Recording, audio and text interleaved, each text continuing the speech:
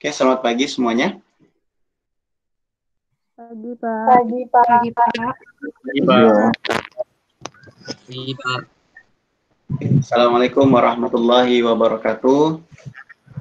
Waalaikumsalam. Waalaikumsalam warahmatullahi wabarakatuh. Ya. Oke, sebelum kita lanjutkan ya, mari kita berdoa sesuai dengan agama dan keyakinannya masing-masing. Ya, mudah-mudahan perkuliahan yang kita lakukan dapat diberikan kemudahan. Berdoa dipersilakan.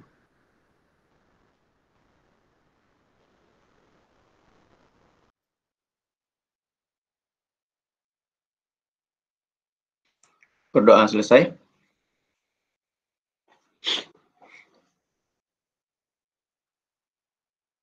Oke, silahkan sebelum kita mulai ya, bagi yang tidak memiliki halangan boleh diaktifkan kameranya ya, biar kita bisa berinteraksi. Kemudian jangan lupa untuk mengisi absen ya. Oke, sebelumnya saya absen dulu, sambil mau melihat wajahnya nih, karena beberapa ada yang sudah ngambil, tapi sebagian besar baru mengambil ya. Oke, yang pertama Yunike Larasati. Biar, Pak. Ini semuanya dari angkatan berapa nih? Angkatan berapa nih rata-rata nih? Campur-campur, Pak. Ada yang angkatan 18, ada yang angkatan atas juga, Pak. 18. Di atasnya angkatan berapa aja? Ada 17 sama 15 masa ada, Pak. Bang Zikri nggak bisa absen katanya, Pak. Gimana? Untuk Bang Zikri nggak bisa absen katanya, Pak. Oh gitu. Tapi namanya ada nggak Zikri ya? Ada, Pak, di grup. Ada masuk. Oh ada. Oke, saya cek dulu ya. Oke, nanti kalau mau bicara ya boleh diaktifkan kameranya ya. Sebentar saya cek dulu absennya.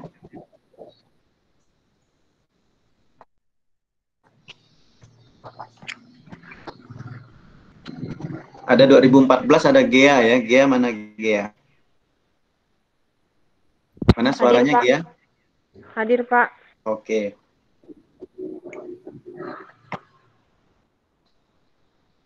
Kemudian 2017, 2018, 2017 ada Rezila. Mana Rezila? Suaranya? Hadir, Pak. Oke. Rezila. Inka Kristi. Hadir, Pak. Oke. Abasyah.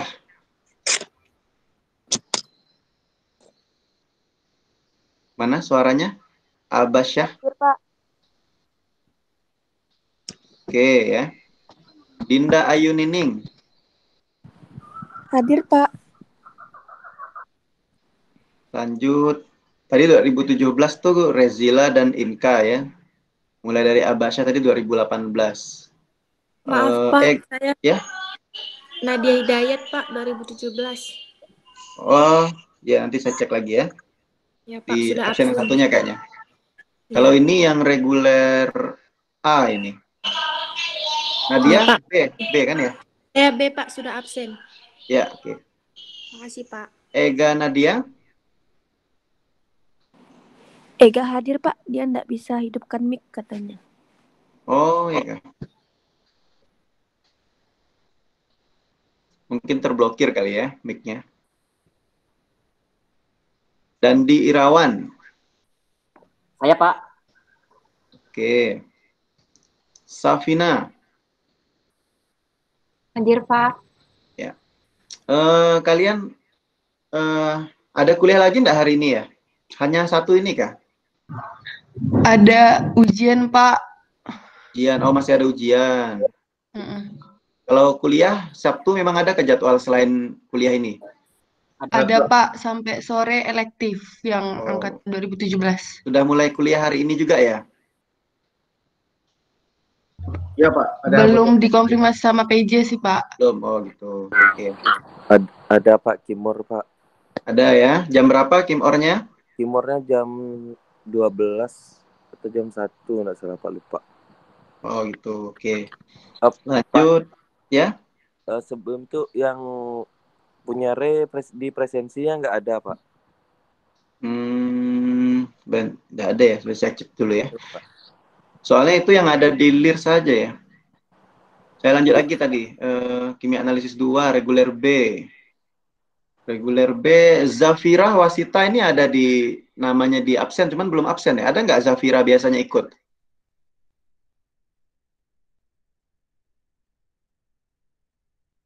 Biasanya kuliah nggak Zafira? Atau nggak jadi ambil ya?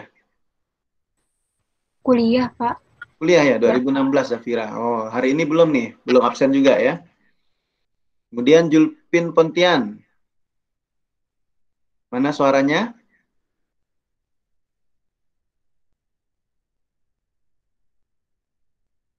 Masuk belum Julpin nih? Julpin. Belum juga ya, belum masuk ya.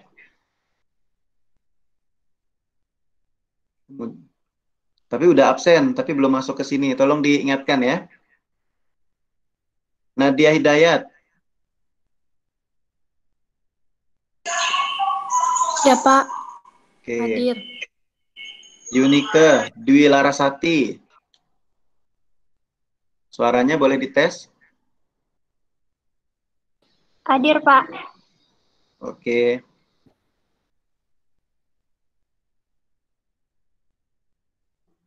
Beberapa yang belum mengaktifkan kamera, diaktifkan ya. Kalau ada kendala teknis, boleh di japri.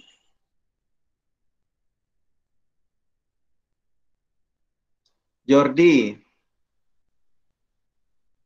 Hadir, Pak. Oke. Oni Astri, Herdani. Hadir, Pak. Oke, 2018 tuh ya. Dwi Budiarto. Hadir, Pak. Oke. Hadir. Sentika. Hadir, Pak. Oke. Gusmi, Mam Maulana. Hadir, Pak. Oke. Prita Laura. Hadir, Pak. Oke ya. Nah, itu nama-nama yang ada di dalam siakat saya ya. Siapa yang belum disebutkan? Penalti Pak. Renaldi. Siapa lagi? Tanzikri kayaknya belum tadi ya. Dulu waktu absen bisa nggak dengan dosen sebelumnya? Bisa Pak. Bisa. Waktu sama Pak Fajar bisa Pak. Bentar ya. Ini kok namanya nggak ada ya? Pengantar. Ya.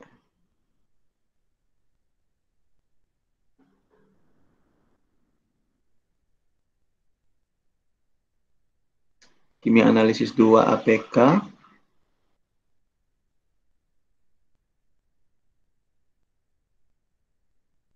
Soalnya yang masuk ke dalam Google Classroom udah masuk semua belum? Yang masuk ke Google Classroom tuh ada 18 orang ya. Kemudian nama yang ada di dalam sini juga 18 totalnya. Belum semua. Belum semua. Oh, ada beberapa yang belum masuk, Pak. Nah, yang belum masuk silahkan ya masuk ke Google Classroom. Baik, Pak. Ya, tapi saya nggak tahu nih kenapa di siakat saya nggak ada, cuman ada itu aja ya, kimia analisis 2 nih. Kimia analisis 2 ini saya buka, ada tiga kelas nih, ada FAF 234, itu kimia analisisnya A1, A2, ada FAF 301, kimia analisisnya Rek A juga, sama APK. Dia ada 3 kelas itu, cuman itu yang ada, nama-nama yang lain kok nggak ada ya.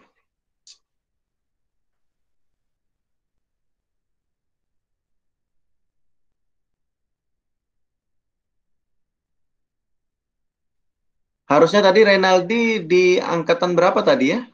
Sama Tanzikri ya? Renaldi 2015 Pak. 2015. Ya. Zikri suaranya masih Zikri 2016 Pak. 16. Oh, temannya padahal tadi ada yang 2016 tuh kan? Iya Pak. Jadi yang ada di daftar siakat saya cuman itu aja namanya tadi. Cuman itu. Coba nanti konfirmasi ke yang enggak ada namanya di absen, konfirmasi ke akademik ya. Atau jangan-jangan nama kalian ada di kelas baru tapi saya belum ditambahkan oleh akademik gitu. Coba nanti koordinasi ke akademik ya. Jadi hanya 2 tadi ya. Hanya 2 orang yang belum ya, Renaldi dengan Tanzikri. Oke, nanti boleh dibantu juga Jordi ya dan kawan-kawan. Coba nanti dikoordinasikan ke akademik ya. Ya Pak. Ya, dan yang belum gabung ke Google Classroom silakan gabung ya.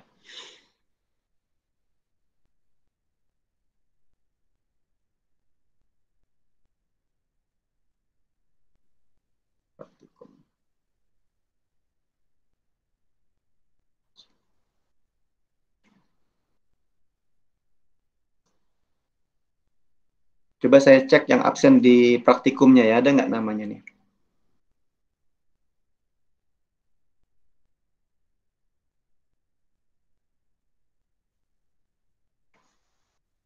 Oh ya Pak, untuk praktikum kita belum mulai Pak. Soalnya kata Pak Fajar dia masih koordinasi sama Bu Win. Iya, Mau ya. tentukan itunya kayak gimana. Ya. Ya, oke. Ya, tapi di praktikum pun juga enggak ada sih nama-nama tadi itu. Jadi sepertinya memang harus lapor ke akademik intinya ya gitu ya. Nah, apakah memang belum terdaftar di Siakat, tapi dengan Pak Fajar ada ya, atau bisa jadi nama-nama yang tidak ada tadi itu belum masuk di Siakatnya saya gitu. Nah, itu kayaknya harus koordinasi ke akademik. Oke, silakanlah segera diurus, bisa ditelepon, di WA, dan sebagainya. Oke, ya kita mulai. Nah, sebelumnya saya ingin tahu dulu dari PJ, dari Jordi ya. Yang sudah dipelajari kan kalau nggak salah ada 5 kali pertemuan dengan Pak Fajar.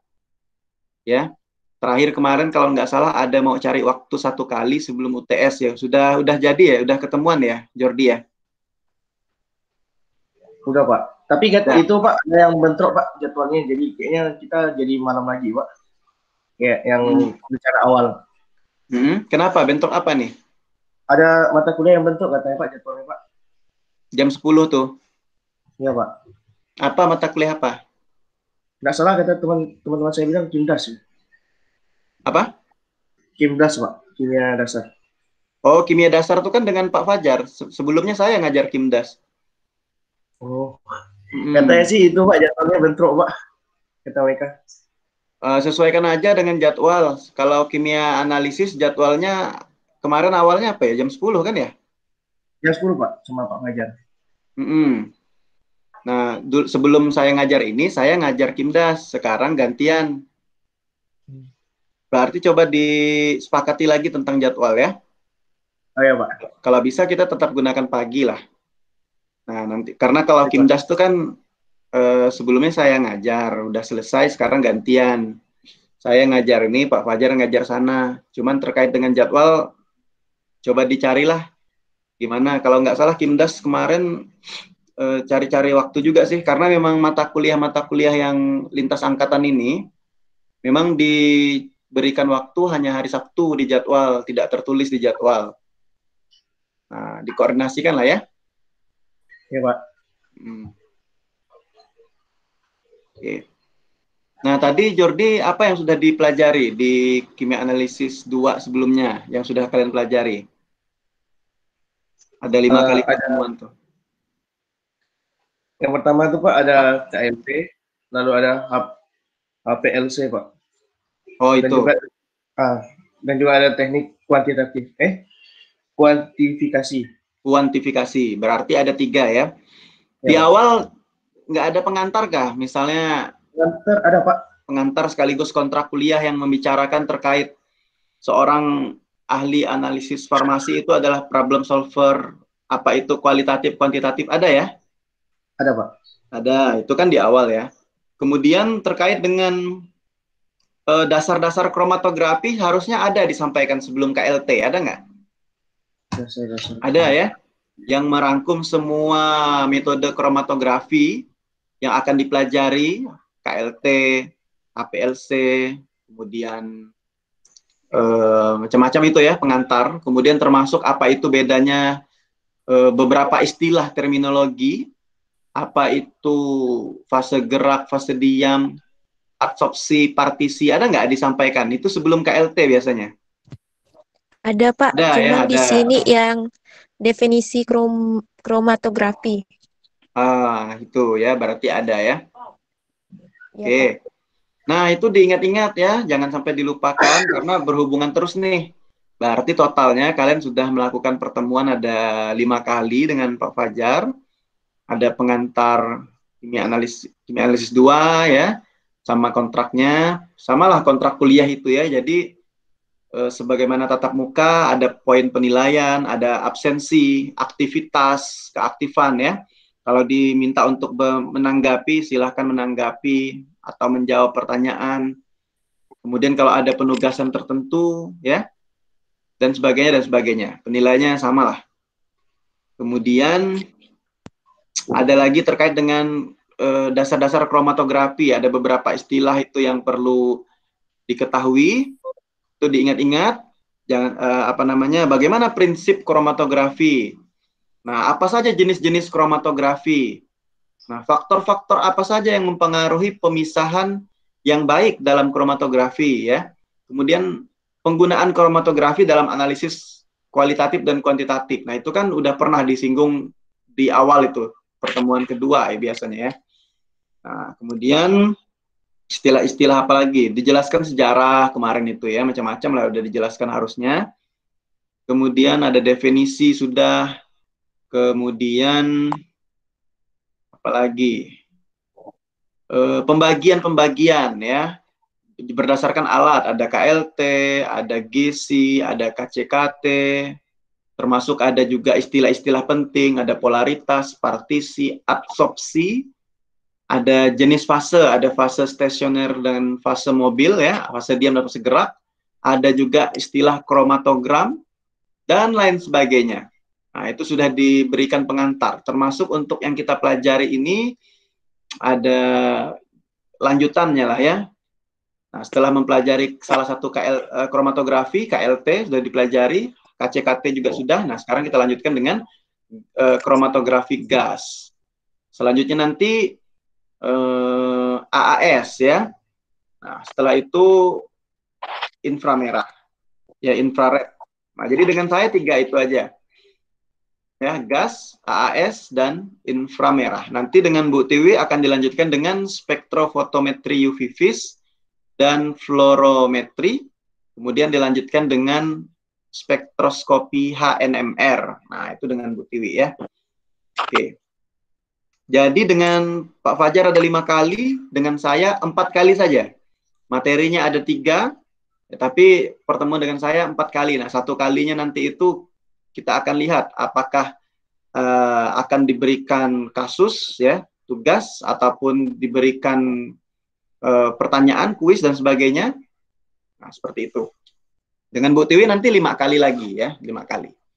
Oke, sebelum kita lanjut, maka saya akan memberikan kuis dulu ya, kuis. Kuis pertama akan diberikan secara tertulis. Saya akan tampilkan soalnya. Soalnya sangat mudah. Jawabannya juga sudah ada, tinggal pilih aja. A, B, C, D, E. Nah, soalnya juga tidak terlalu banyak, ada berapa ya? Ada 6 soal kayaknya ya. 6 soal aja. Nah, 6 soal saja, itu sebagai kuis pertama yang mencakup tidak hanya gas kromatografi, tapi juga bisa mencakup AAS, mencakup yang lainnya gitu. Jadi tidak hanya materi yang akan dibahas hari ini ya. Jadi itu brainstorming awal. Silakan diingat-ingat.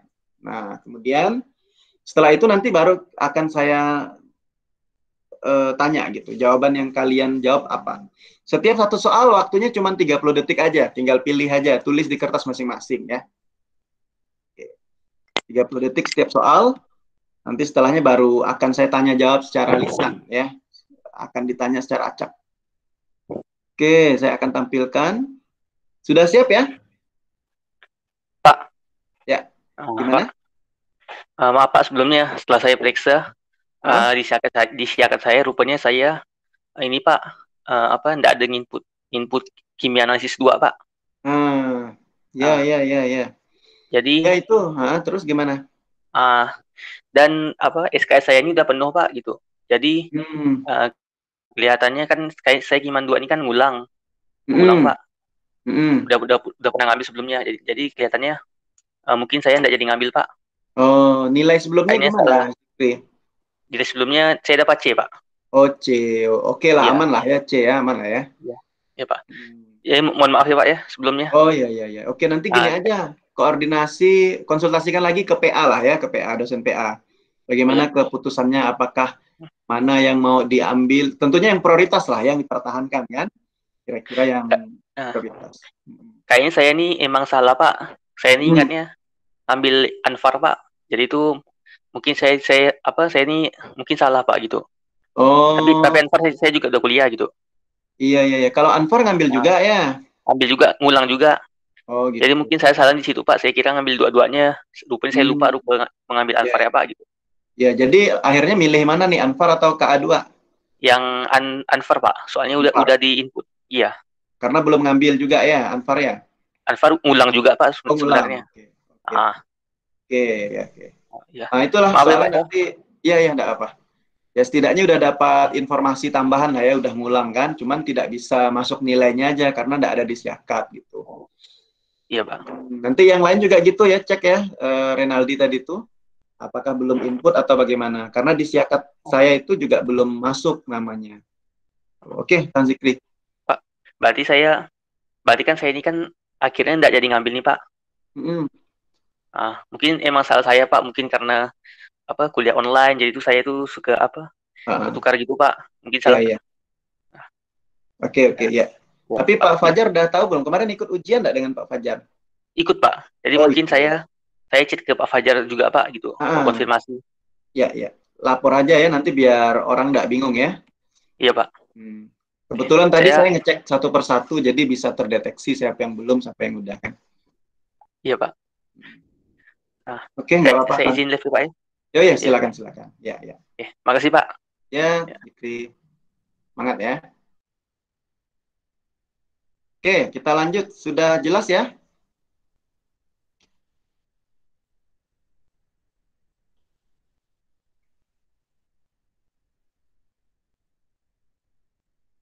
Sudah jelas di layarnya?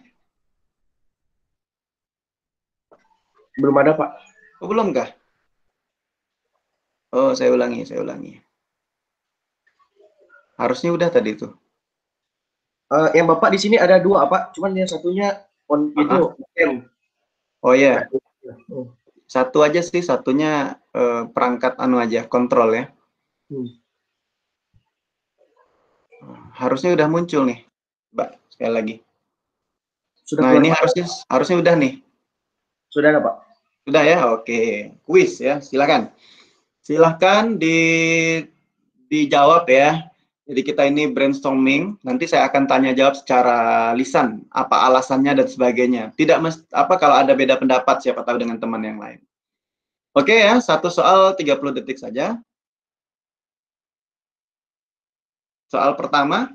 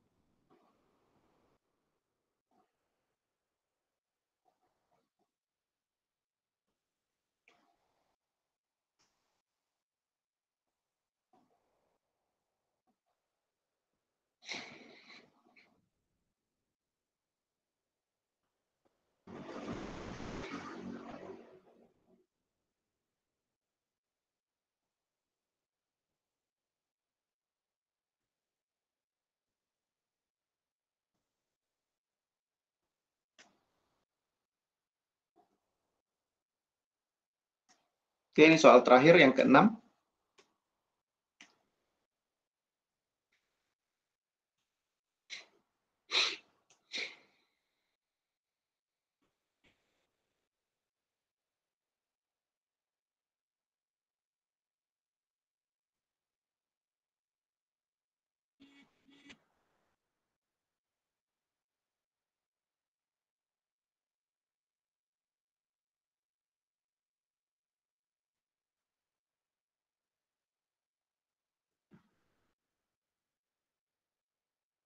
Oke ya.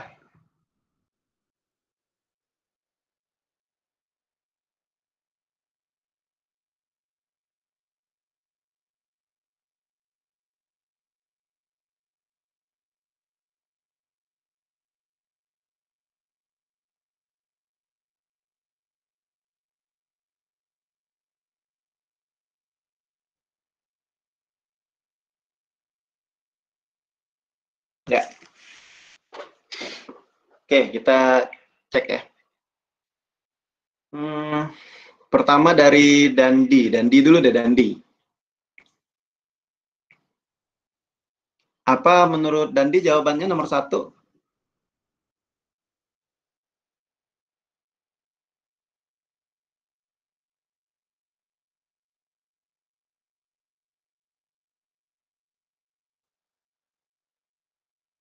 Mana Dandi? Oh ya, apa tadi Pak? Nomor 1, silakan lihat di layarnya, sudah nampak ya. Oh, kecil. Saya A Pak, nomor 1. Ya, di layar nampak nggak nih soalnya? Apa Pak? Di layar nampak nggak soalnya? Di layar. Soal nampak. Nampak ya? Oke. Ya, coba dijelaskan, Dandi, kenapa pilihannya A? Karena saya milih A-nya tuh karena kalau dari sesuai dengan materi Pak, dari kromatografi gas. Nah, itu saya memilih jawaban meningkatkan volatilitas tuh karena dia termasuk syarat untuk melakukan kromatografi gas. Yaitu dia memiliki keatsirilan yang cukup atau yang kita kenal sebagai volatil. Jadi saya ngambil dari ujungnya tuh volatil, Pak. Jadi ya saya pikirnya itu meningkatkan polaritas. Oh, volatilitas ya. Oke. Jadi katanya tadi, kata Dandi, salah satu syarat kromatografi gas itu adalah yang sampel yang mudah menguap gitu ya, volatil. Bagaimana menurut teman yang lain? Silakan, saya lempar dulu ke yang lain. Ada nggak yang ingin menambahkan informasi? Silakan, siapa? Saya Pak, izin menambahkan. Oke, silakan. Jadi jawaban dari kawan saya betul Pak, yaitu volatilitas karena volatilitas ya. Volatilitas. Oke. Nah, karena kan proses dari derivatisasi itu merupakan proses kimiawi untuk mengubah suatu senyawa menjadi senyawa lain mempunyai sifat-sifat tertentu, yang mana analisis itu yang menggunakan kromatografi gasnya, kromatografi gasnya tersebut gitu Pak. Jadi proses derivatasi ini sangat berhubungan dengan terkait dengan volatilitas gitu Pak. Jadi jawabannya emang A gitu Pak. Itu aja sih Pak tambahannya. Oke. Oke, ada lagi nggak kira-kira yang mau menambahkan informasi dari jawaban nomor 1 biar informasi kita lebih banyak lagi? Ada tambahan lagi nggak kira-kira? Terutama yang belum menjawab ya. Jadi diusahakan setiap pertemuan harus aktif, baik itu menjawab ataupun memberikan tanggapan dan sebagainya ya, karena setiap proses akan kita lakukan penilaian. Ada nggak kira-kira? Kalau tidak ada, kita lanjutkan. Lanjut ya. Oke, siap-siap yang nomor 2. Nomor 2, coba Prita Laura. Jawabannya apa dan alasannya gimana nih? Silahkan. Jawabannya A, Pak. Absorpsi. Absorpsi ya. Coba dijelaskan ya. Setelah dijawab, apa penjelasannya? Kenapa pilih A? Tunggu ya, Pak.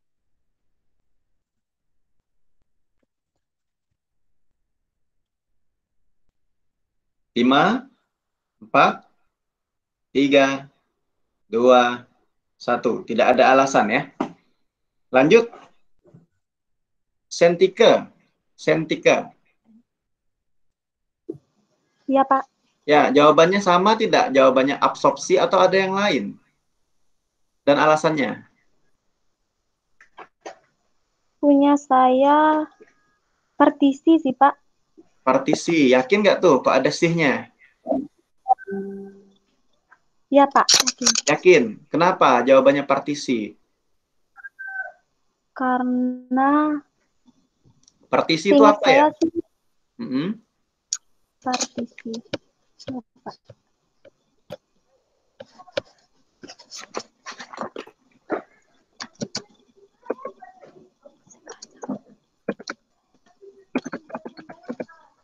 Kalau tadi nomor 1 jawabannya oke ya, betul ya. Nomor 1 tadi dilakukan derivatisasi untuk meningkatkan volatilitas, itu betul. Ini nomor 2.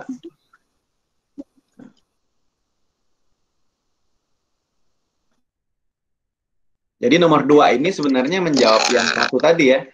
Nah, penentuan dengan kromatografi gas dilakukan untuk senyawa yang memiliki kemampuan menguap atau volatilitas yang tinggi. Nah, itu ya. Nah, bagaimana prinsip pemisahan yang dilakukan pada kromatografi gas cair misalnya itu?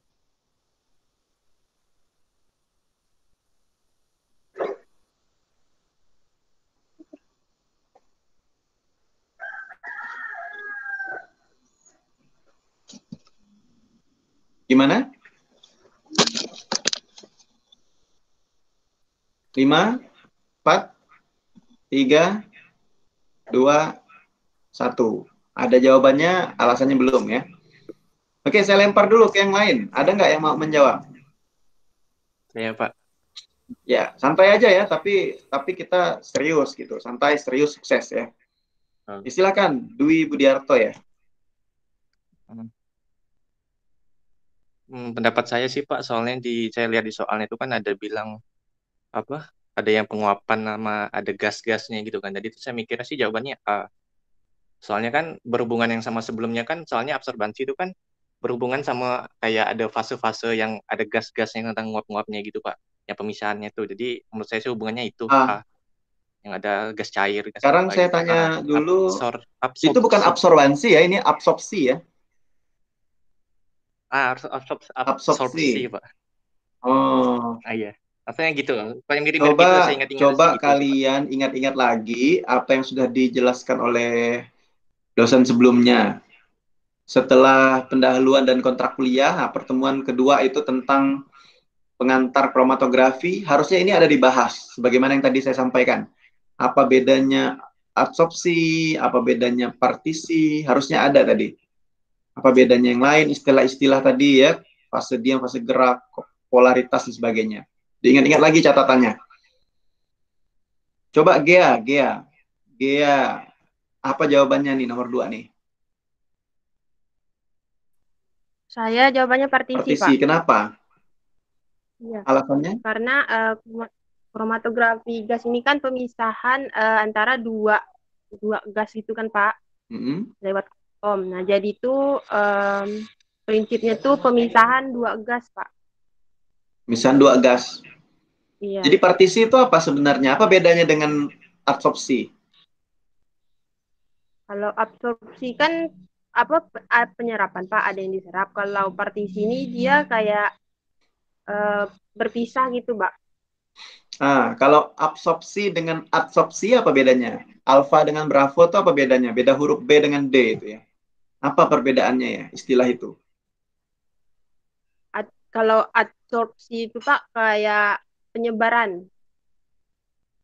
Penyebaran, kalau yang absorpsi itu penyerapan. Kalau saya tidak salah. Oke, ada nggak pendapat yang lain lagi? Saya tawarkan lagi untuk semuanya. Jadi pilihannya ini ada 2 pendapat nih. Ada absorpsi, ada partisi, dan ada pilihan yang lain. Silakan. Saya, Pak. Ya, silakan. Safina kata tadi. Safina atau Oni? Mas Safina dulu ya. Ya, Pak. Jadi kalau saya jawab C, Pak, partisi. Kenapa ya? Dia tuh kemampuan apa? Bentar, Pak.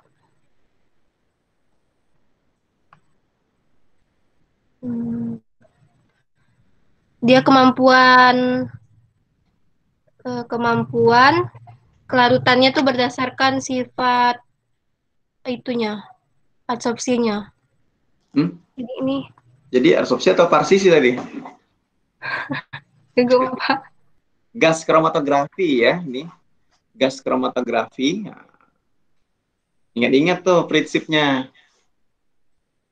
Jadi saran saya nanti sebelum mengikuti perkuliahan, silahkan untuk belajar dulu secara mandiri, pelajari materinya. Ya kan sudah tahu materinya apa ya. Nah, biar apa? Biar sudah membaca dulu dari berbagai sumber sehingga kita bisa berdiskusi dengan lancar. Gitu. Oke, gimana Safina? Masih ada jawaban lain? Itu ya sih Pak, kalau adsorpsi itu lebih ke penempelannya, kalau partisi itu kayak daya kemampuan dia tuh berdasarkan, bingung kata-katanya Pak. Wah itu, jadi ya begitu ya, harus bisa mengolah kata-kata, karena kalau tidak ya idenya hanya di dalam kepala kita sendiri ya, bingung. Nanti coba dibaca lagi, diulangi lagi. Oke, Oni tadi ada juga aktif tuh mic-nya, mau menjawab Oni? Maaf Pak, hanya ingin menyampaikan kalau sebelumnya sama Pak Fajar, absorpsi itu penyerapan, sedangkan adsorpsi itu penempelan senyawa. Apa? Absorpsi penyerapan, sedangkan adsorpsi adalah penempelan senyawa. Penempelan, ya. Nah, sekarang jawabannya yang mana nih? Nomor 2. Menurut Oni yang mana jawabannya?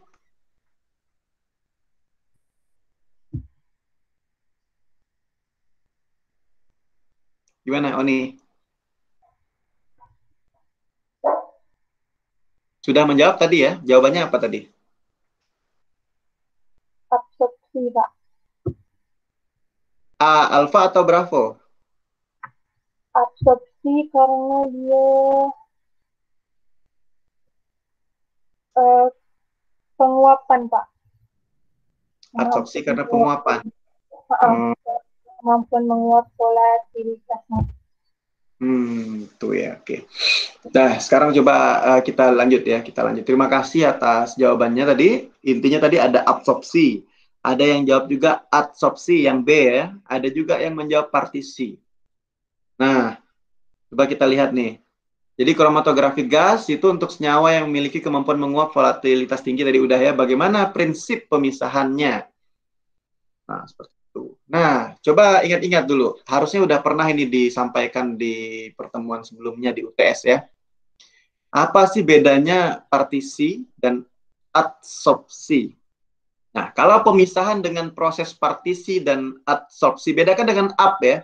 Kalau AB, absorpsi itu penyerapan. Nah, nyerap. Tapi kalau adsorpsi ini di permukaan ya, di permukaan. Ada yang menempel di permukaan itu.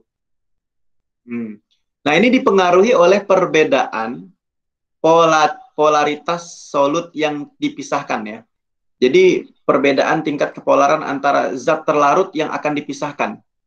Nah, ini sama-sama nih, baik itu partisi maupun adsorpsi, keduanya dipengaruhi oleh perbedaan polaritas zat terlarut solut yang dipisahkan. Nah, apa itu polaritas? Tentunya sudah dipelajari istilah-istilah seperti ini di UTS kemarin.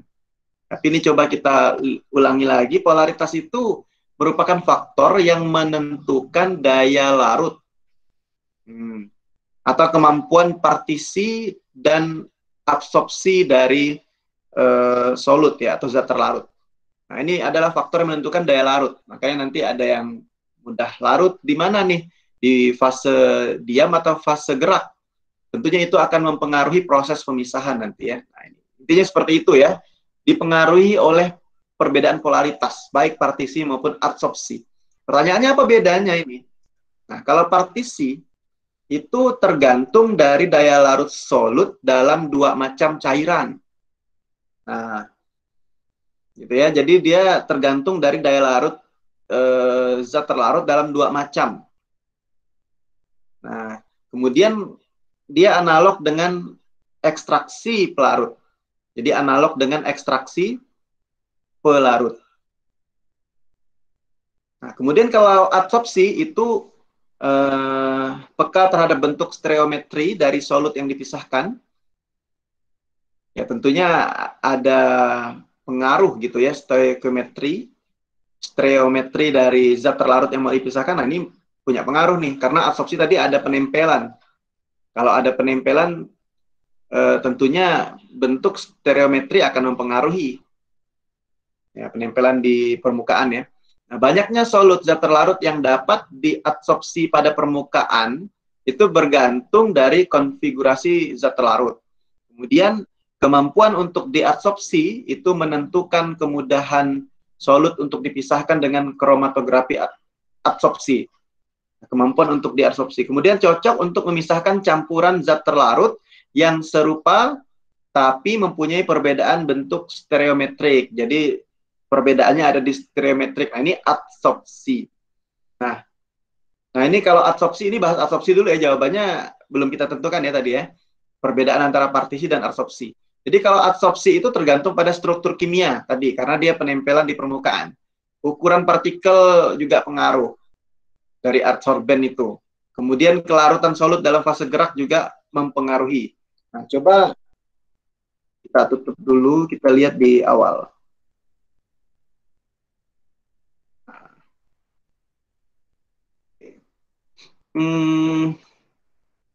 Ya.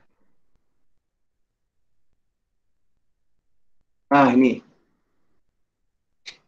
Oke, ini masih nampak slide saya ya dengan jelas ya?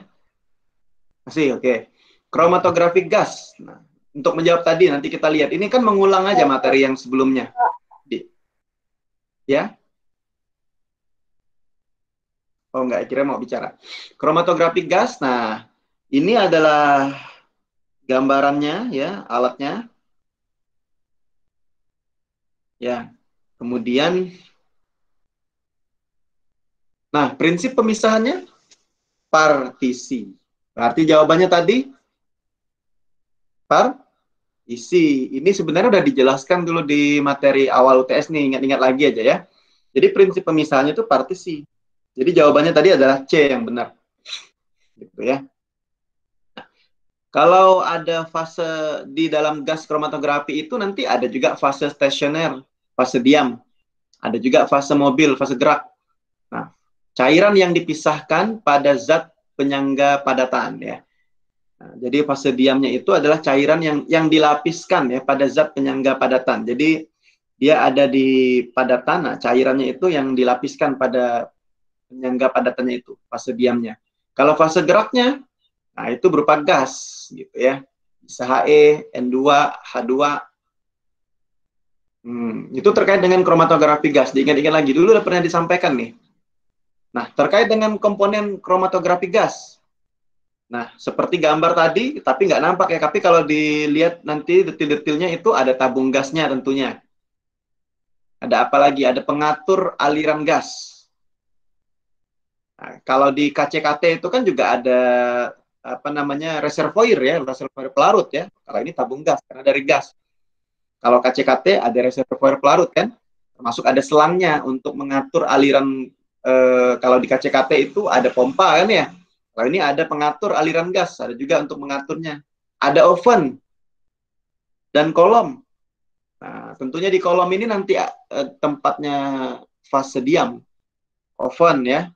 Nah, oven juga ada di sini. Ada detektor untuk mendeteksi nanti. Nah, sampai ada recordernya. Kurang lebih lah. Kalau ini adalah instrumentasi alat ya. Jadi ini adalah anatomi dari instrumen. Jadi kalau di kimia analisis itu kita harus memahami prinsip dari masing-masing metode analisis, termasuk juga kita harus memahami anatomi dari masing-masing metode analisis. Dan yang dipelajari di KA2 ini adalah metode instrumentasi, metode yang modern. Kalau di mata kuliah sebelumnya di KA1, nah itu metodenya metode konvensional atau tradisional gitu ya. Nah, kalau di sini tidak lagi dibahas konvensional, tapi yang modern, yang instrumentasi, yang lebih canggih gitu ya. Oke. Ini komponen-komponennya yang ada di gas kromatografi. Nah, ini ovennya, ada kromatografi gas nih, ada ovennya. Nah, ada ovennya juga, kemudian ada di detektornya itu tentunya fungsinya untuk mendeteksi komponen yang ada dalam sampel ya. Itu detektor. Ya sama lah alat-alat yang lain juga ada detektor masing-masing ya. Nanti hasilnya akan digambarkan dalam bentuk kromatogram. Nah, kromatogram juga sudah dibahas istilah ini di UTS kemarin. Jadi KCKT juga ada kromatogram ya, karena hasil dari kromatografi itu akan menghasilkan kromatogram ya. Kemudian untuk identifikasinya, maka dengan membandingkan dengan senyawa standar. Jadi kalau kita ingin menganalisis sampel apa tadi sesuai dengan soal tadi itu, maka kita identifikasi dengan membandingkan dengan senyawa standar. Bagaimana penampakannya, ya. Nah, dan kondisi kromatografi tentunya harus sama dengan kondisi sampel sehingga dia bisa dibandingkan. Sama juga kayak kita KLT, ada pembanding ya, ada yang pembanding yang ditotolkan. Nah, kita lihatlah bagaimana elusinya. Kurang lebih kromatografi itu begitulah. Beda aja di prinsip masing-masing ya. Diidentifikasi berdasarkan waktu retensi ya, KCKT juga ada nih istilah waktu retensi. Nah, di gas juga sama. Cuman bedanya apa? Sampelnya apa dulu yang kita mau analisis. Kalau kita pilih kromatografi gas, berarti sampelnya itu yang volatil. Mudah menguap, berarti pilihnya kromatografi gas. Jadi intinya, kalau kita ingin memilih metode ini punya prinsip masing-masing. Maka lihat prinsipnya apa dan kira-kira dia cocok untuk sampel yang bagaimana. Nah, begitulah intinya dari kuliah kimia analisis tuh. Supaya kita kenal dengan alat itu, kita tahu prinsipnya, kita tahu anatomi alatnya, cara kerja alatnya, sehingga kita bisa memilih alat yang mana yang tepat untuk melakukan analisis sesuai dengan keperluan kita, pekerjaan kefarmasian. Entah bekerja di lab, lembaga penelitian, di laboratorium BPOM, menjadi peneliti dan sebagainya, tentunya itu sangat berguna ya. Oke. Atau di industri farmasi, bagian quality control dan sebagainya, tentunya sangat berguna sekali ilmu-ilmu tersebut ya. Selanjutnya apa lagi? Nah ini nanti. Kadang juga ini kalau gas kromatografi itu ditandem, dikombinasikan dengan mass spektro. Nah bisa dilihat di layar ini ada gambar mass spektro. Nah, spektrometer massa ya. Jadi dikombinasikan dia dengan spektrometer massa ini bisa digunakan untuk menentukan massa atom relatif. Nah, ada juga yang ditandem, dikombinasikan. Jadi dia GCMS, ya. Nah, seperti itu. Nah, ini ada gambar di sini. Bagaimana kalau mass spektro? Nah, di sini keluarnya nanti juga kromatogram. Nah, di sini diawali ada sampel gas nih paling kiri, ada sampel gas, kemudian ada elektron beam ya, ada filamen di situ. Kemudian nanti gas itu masuk ke filamen-filamen ini. Kemudian dia akan dilewatkan di sini. Ada accelerating plate nih, ada platnya untuk percepatan ya. Nah, kemudian dia lewat, kemudian ada magnet di situ. Nah, tentunya kalau seperti pergerakan elektron di situ. Nah, ada yang ringan. Nah, kalau ringan tentunya dia akan muncul duluan nih di kromatogram di sini. Kemudian kalau dia berat, maka dia akan dibelokkan dan sebagainya. Coba kita lihat nih mekanismenya ya. Kalau yang ringan, di gambar ini dia akan berada di sisi kiri nanti dari detektor itu. Detektor screen. Kalau berat, dia akan sentripetal, mental. Jadi dia akan ke kanan dari detektor screen. Nah, maka kalau dia kromatogramnya, maka yang ringan keluar duluan. Nah, yang berat itu yang di belakang itu. Nah, ini kromatogramnya. Ini yang ringan.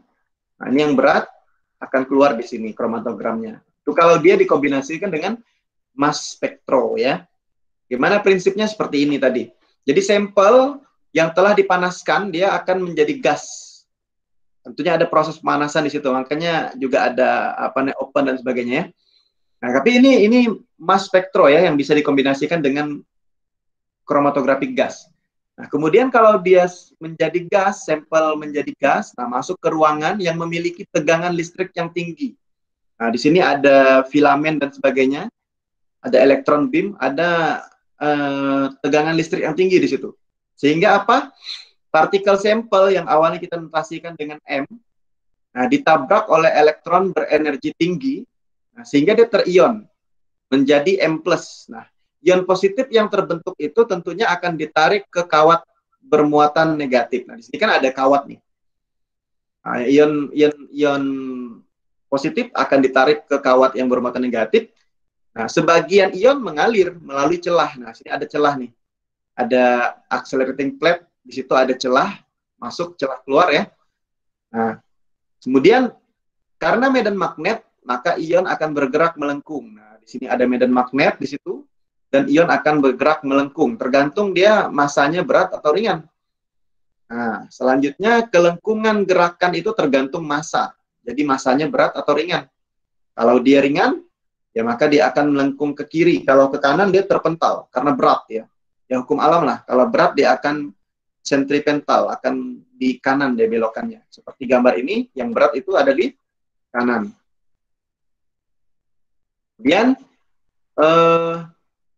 dan juga selain massa dia pengaruh juga muatan elektron ya. Nah, ion antara E per M-nya besar itu akan bergerak lebih melengkung. Sedangkan yang lebih ringan dia kelengkungannya lebih kecil. Nah, seperti ini yang lebih berat dia lebih melengkung. Yang lebih ringan dia akan lebih kecil lengkungannya. Kemudian tegangan listrik itu bisa diatur. Nah, sehingga ion itu tepat jatuh pada detektor. Nah, tentunya agar dia jatuh kepada detektor ini yang mempengaruhinya adalah nanti tegangan listriknya. Jadi nilai E per M itulah yang dipakai untuk menentukan massa atom relatif. Jadi kalau untuk menentukan massa atom relatif, alatnya itu namanya spektrometer massa. Jadi kalau misalnya kalian nanti ada melakukan suatu penelitian ya, menentukan suatu senyawa baru, menentukan struktur itu menggunakan NMR. Nanti untuk menentukan bobot molekulnya, nah, gitu ya, maka digunakanlah spektrometer massa ini, dikombinasikan dengan alat-alat yang lain seperti itu ya. Nah, kita kembali dulu soal yang tadi. Maka di sini yang tepat adalah partisi ya, sebagaimana sudah dijelaskan dulu di materi sebelumnya. Sekarang kita lihat nomor 3. Oke. Inka Kristi, silakan nomor 3 apa jawabannya?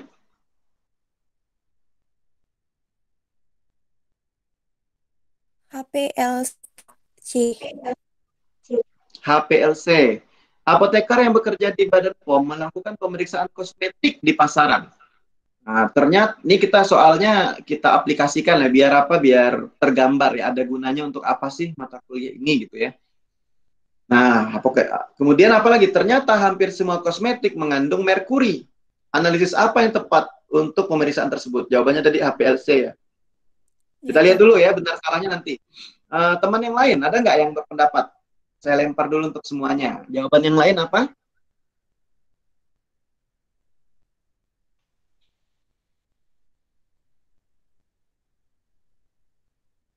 Gimana yang lain?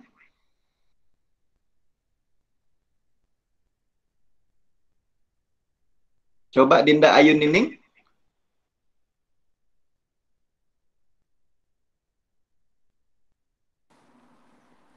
Saya sih tadi jawabnya apa? Ada 2 pendapat nih, ada HPLC, ada AAS ya. Kenapa jawabannya A, Dinda?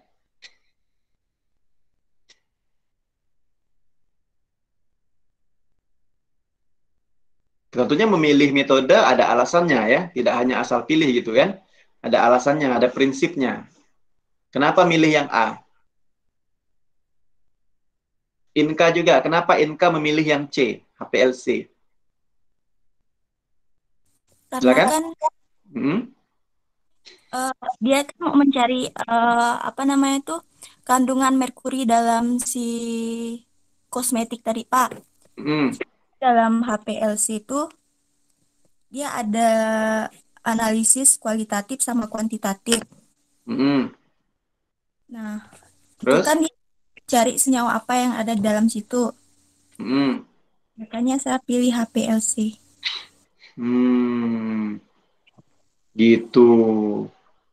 Nanti ya, benar salah nanti kita lihat dulu tadi yang Dinda. Dinda tadi belum jawab ya. Kenapa milih yang AAS? Yang lain temannya siap-siap juga ya kalau memberikan pendapat. Silakan Dinda. Tadi saya sebenarnya bingung, ada dua jawaban Pak. HPLC sama AAS. Saya mikirnya HPLC tadi karena kan mau melihat kandungan senyawa gitu kan dari HP. Jadi pakai metode HPLC. Cuman saya sempat baca tadi kalau metode AAS itu bisa digunakan untuk menentukan menghitung unsur-unsur logam gitu Pak. Jadi saya pikir memang logam karena alasannya tadi set sampelnya logam ya. Oke, saya lempar lagi ke yang lain seluruhnya. Jadi kesepakatannya nih yang mana jawabannya nih menurut kalian nih? Silakan, ada nggak yang mau pendapat? Ada dua pendapat nih, ada AS, ada HPLC. Apa jangan-jangan pilihan jawaban yang lain? Silakan. Lebih proaktif ya. Sih, Pak. Ya, silakan. Kalau saya sih lebih dukung yang HPLC, Pak. Soalnya kan ini kan kosmetik, Pak, kan. Ya. Kosmetik itu kan macam-macam kan, maksudnya tuh di dalamnya itu kan ada entah merkuri, entah apa gitu kan. Jadi itu kita tuh pakai HPLC, soalnya kan kalau HPLC itu kan dia itu kan emang bisa ngano identifikasi senyawa tuh sekaligus. Jadi itu kita pakai HPLC gitu, Pak. Soalnya kan nggak tahu kita kandungannya apa di dalam apa-apa aja gitu di dalam kosmetiknya. Gitu. Jadi ya pakai HPLC. Oke, saya ingatkan masing-masing coba nanti sambil dicek jawabannya benar berapa, salah berapa ya untuk evaluasi diri masing-masing. Oke ya, jadi ternyata lebih banyak pendapat yang HPLC nih dibanding AAS. Dan belum ada yang menjawab pilihan yang lain. Karena mungkin HPLC udah dipelajari di pertemuan yang lalu kali ya. Dan Permisi Pak. Ya, ada nggak pendapat? Silakan. Mau tambahkan ya sih Pak? Ya, Prita ya. Saya juga memilih HPLC Pak, karena tuh dia kan ada kualitatif dan kuantitatif, dan kegunaannya tuh kan organik, anorganik, analisis ketidakmurnian, senyawa tidak mudah menguap dalam jumlah sekelumit kan Pak. Jadi dan juga keuntungan HPLC itu kan metode analisis yang cepat, akurat, tepat dan reprodusibel. Kemudian tuh dia di sini itu pilih fase gerak dan fase diam sangat banyak. Kemudian tuh senyawa organik dan anorganik. Terima kasih Pak. Jadi keunggulan HPLC tadi diungkapkan lah ya, karena masih panas. Kemarin udah belajar HPLC sebelumnya kan ya. Ya, jadi tapi ini jawabannya bisa macam-macam ya. Jadi inilah kita pentingnya belajar. Biar apa? Kita bisa tahu prinsip dari masing-masing metode itu kita mau pilih yang mana. Kata kuncinya harus kalian pegang. Nah, dan jawabannya HPLC itu kurang tepat ya. Walaupun banyak pendukungnya. Yang benar adalah yang AAS. Kenapa ya? Belum kita pelajari materinya. Tapi untuk menjawab ini, sampelnya merkuri adalah logam, maka itu tepat pemilihannya adalah yang AAS. Jadi kata kuncinya mudah sebenarnya. Kalau dia sampel logam, kalau metode instrumentasi itu AAS. Kalau dia sampelnya logam, kalau metode konvensional ya titrasi kompleksometri. Kan ya? Nah, tapi di sini kan metode yang ditampilkan yang konvensional yang instrumentasi semua. Jadi kalau ada merkuri logam itu pakai AAS. Coba kita lihat ya. Ada nggak penjelasannya di sini? Kita lihat. AAS, walaupun materinya belum ada ya masuk sini, tapi coba kita lihat nih. Nah, kita lihat sini dulu. Ya, kita memang akan membahas kromatografi gas, tapi pertanyaan tadi tidak semua jawabannya gas gitu ya, biar kita brainstorming. beberapa alat yang lain, biar kita lebih terbuka. Jawabannya tidak mesti yang sudah kita pelajari ataupun yang belum kita bahas gitu. Ternyata jawabannya AAS belum kita bahas malah gitu ya. Nah, maka coba kita lihat dulu. Nah, ini adalah kalau kalian dulu belajar kimia analisis ya, ada mendengar istilah prosedur kimia analitik itu diklasifikasikan bisa berdasarkan tujuan, maka ada kualitatif, ada kuantitatif, dan satu lagi sebenarnya ada analisis struktur ya tambahannya. Jadi kualitatif, kuantitatif, struktur. Mencari kualitatif ada atau tidaknya, kuantitatif berapa jumlahnya, kalau struktur melihat struktur ikatan-ikatan antara atom yang berikatan dalam satu molekul. Kalau berdasarkan metode yang digunakan, nah itu ada konvensional yang dipelajari di kimia analisis 1, ada titrimetri atau volumetri dan gravimetri. Titrimetri itu berdasarkan ada volume yang dihasilkan dari proses titrasi itu ya. Ada titrasi netralisasi asam basa, titrasi redoks, titrasi kompleksometri, titrasi pengendapan. Kalau gravimetri ini berdasarkan bobot konstan nanti yang dihitung karena ada endapan. Itu ya. Tapi itu tidak dibahas di sini, ini adalah kimia analisis 1. Kimia analisis 2 dibahas adalah metode yang kedua, metode yang modern, instrumentasi. Nah, misalnya apa? Elektrokimia, spektrofotometri. Nanti akan dipelajari ada spektrofotometri UV vis, ada fluoresensi. Nah, yang udah dibahas di kalian ini sementara kromatografi. Diawali dengan planar, KLT, ada KCKT, dan sekarang kromatografi gas. Gitu ya. Dan sebagainya nanti. Oke, itu yang konvensional. Nah, penggolongannya itu kan untuk analisis kuantitatif tadi ada konvensional, ada instrumentasi, dan prinsipnya itu berbeda. Kalau konvensional dia melibatkan proses kimia, ada reaksi kimia yang terjadi. Contohnya adalah titrasi asam basa, ada reaksi antara asam dan reaksi dengan basa misalnya. Demikian juga titrasi yang lain, ada terbentuk reaksi sehingga terjadi endapan dan lain sebagainya ya. Nah, kalau analisis kuantitatif instrumentasi yang kita bahas ini, itu prinsipnya bukan kimia, tapi proses fisika. Kenapa? Karena ada interaksi antara materi dengan energi dalam pengukurannya. Entah energi cahaya dan sebagainya ya. Itu fisik ya. Ada atomisasi, dirubah menjadi ion dan sebagainya. Jadi itu kan proses fisika. Fisiknya yang dirubah. Nah, gitu. Itu perbedaannya antara konvensional dan instrumentasi. Ada konvensional itu proses kimia, instrumentasi proses fisika. Ini mengulang-ulang aja biar kalian lebih mantap membedakan berbagai macam metode. Ternyata ada konvensional, ada instrumentasi. Yang kita pelajari ini instrumentasi ya. Misalnya spektro UV, contohnya instrumentasi. SSA atau AAS, spektro inframerah, KCKT, elektroforesis, macam-macam. Itu adalah instrumentasi. Nah, tentunya untuk memilih jenis kromatografi, ini sudah disampaikan di UTS kemarin. Ya, pertama karena kemudahan pelaksanaannya. Harusnya dosen sebelumnya ada menjelaskan ini pasti. Kita memilih kromatografi yang mana nih, contohnya kayak kasus tadi, ternyata jawabannya bukan HPLC tapi AAS. Pertama kemudahan pelaksanaan, apakah mudah dilaksanakan dengan yang konvensional, sudah efektif gitu ya, dan sebagainya. Atau tujuan pemisahan, apakah untuk preparatif atau untuk analitik, kemudian bentuk senyawa yang dipisahkan. Nah, kalian tadi sudah tahu kalau dia volatilitas senyawanya, maka metode yang dipilih ya kromatografi gas. Nah, kalau dia bentuk stereometri dan polaritasnya bisa juga pakai KLT. Kalau HPLC bisa diderivatisasi dan sebagainya. Walaupun di kromatografi gas juga bisa diderivatisasi untuk meningkatkan kepolaran ya. Nah, itu contohnya. Prinsip yang lain inilah yang akan saya sampaikan. Nah, metode analisis instrumental. Coba kita lihat semua metode nih.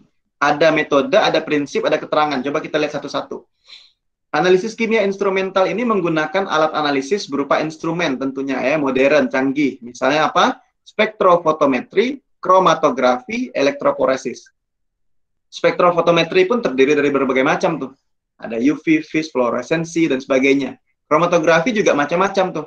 Ada KLT, yang planar ya, ada KCKT, ada gas, dan sebagainya. Nah, ini adalah ringkasan lah kurang lebih. Nah, kalau spektrofotometri UV vis, Nanti yang akan kalian pelajari tentunya prinsipnya ada penyerapan spektrum gelombang cahaya oleh senyawa dalam larutan. Nah, kegunaannya untuk analisis kuantitatif, panjang gelombangnya sekian ya. Kalau UV itu 200 sampai 400, kalau vis 400 sampai 800, dan larutannya harus jernih, itu udah tahu lah ya. Walaupun belum dipelajari, nanti akan dipelajari dengan dosen berikutnya. Nah, spektrofotometri inframerah, nanti akan dengan saya juga ini, setelah AAS, prinsipnya ada vibrasi, ada rotasi, ada transisi. Untuk senyawa yang memiliki gugus fungsi. Nah, di sini kata kuncinya adalah kalau IR, gugus fungsi. Bisa menentukan gugus fungsi. Nah, dan juga ada kovalen tunggal. Digunakan untuk apa? Analisis kualitatif. Jadi kalau spektro IR ini kualitatif. Mengidentifikasi gugus fungsi apa saja sih yang ada di sini. Nah, gitu ya. Tapi ada juga kuantitatifnya, FTIR. Jadi ada FT-nya. Jadi FTIR itu bisa untuk kuantitatif, kalau IR saja kualitatif untuk melihat gugus fungsi. Nah, ini adalah yang akan dipelajari nanti. Tapi kata kuncinya itu yang harus dipegang. IR gugus fungsi.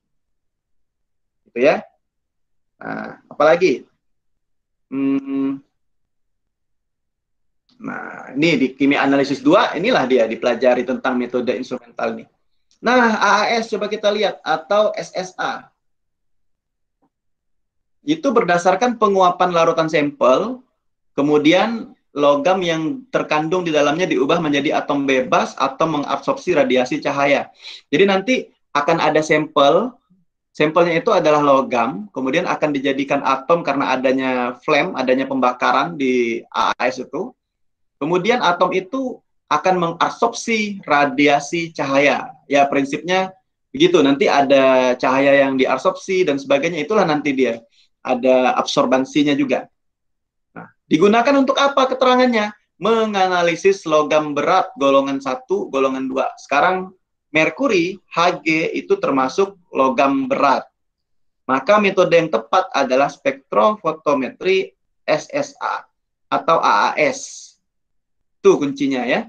Kalau KLT, pemisahannya berdasarkan polaritas senyawa, ikatan pada fase gerak, dan ada gaya kapilaritas. Bedanya kalau KCKT, tidak dengan gaya kapilaritas, tapi adanya tekanan, ya, high performance, kan adanya pompa itu tadi. Nah, itu ya, jadi kata kuncinya harus dipegang, biar tidak bingung nanti. Nah, kalau KCKT ataupun KLT, nanti ada kalian mendengar istilah ada normal phase, ada reverse phase, tentunya itu udah disinggung ya. Kalau dikatakan dia reverse phase, kalau menggunakan kolomnya itu C18, nah fase geraknya polar, fase diamnya non polar. Nah, itu reverse phase, fase terbalik. Jadi fase geraknya yang polar, fase diamnya non polar. Contohnya fase diamnya kolom C18. Nah, kalau kromatografi gas yang kita pelajari ini di soal-soal tadi, ada prinsip pemisahannya berdasarkan perbedaan titik didih. Volatilitas senyawa. Nah, keterangannya apa? Senyawa yang akan dianalisis susah menguap, maka bisa dilakukan derivatisasi. Karena apa? Untuk menggunakan kromatografi gas, bahwa senyawa itu harus mudah menguap. Tapi kalau sukar menguap, maka derivatisasi untuk meningkatkan penguapan, memudahkan senyawa itu agar mudah menguap. KCKT, yang kalian jawab tadi, pemisahannya berdasarkan polaritas senyawa. Jadi ada sesuatu yang mau dipisahkan di situ. Kemudian ada ikatan antara fase gerak dan tekanan serta kecepatan yang tetap dengan bantuan pompa. Tapi karena tadi di kasus tadi soalnya itu adalah senyawanya logam, maka yang lebih tepat itu adalah khusus dia. Logam merkuri itu ya, maka dengan dengan AAS. Nah, kalau elektroforesis, muatan listrik, ada muatan listrik ya, dan ukuran molekul, biasanya untuk analisis asam amino, protein. Nah, inilah metode-metode instrumentasi. Kalau elektroforesis mungkin nanti banyak di biomol dan sebagainya akan disinggung ya. Nah, gitu. Tentunya selain metode instrumental yang disebut tadi, ada metode konvensional. Nah, ini adalah perbandingan antara metode konvensional dan instrumental. Masing-masing punya keunggulannya, masing-masing punya kekurangannya masing-masing. Dan masing-masing punya kegunaannya, kalau konvensional dan instrumental. Kalau tadi, metode sebelumnya ini, masing-masing punya prinsip. Maka kita harus ketahui apa prinsipnya itu tadi. Nah, tentunya semua metode itu masing-masing punya kelebihan dan kekurangan, sehingga kita perlu mempertimbangkan metode analisis yang tepat. Nah, contohnya tadi dalam menyelesaikan soal tadi, kita pilih yang mana. Nah, seperti itu. Maka kita memilih di soal yang tadi, karena soalnya itu adalah sampelnya logam, ya, maka kita memilihnya AAS. Itu ya kata kuncinya. Oke, nanti silahkan dipelajari lebih lanjut ya. Lanjut, nomor 4 nih. Nomor 4, Yunike Larasati, silahkan.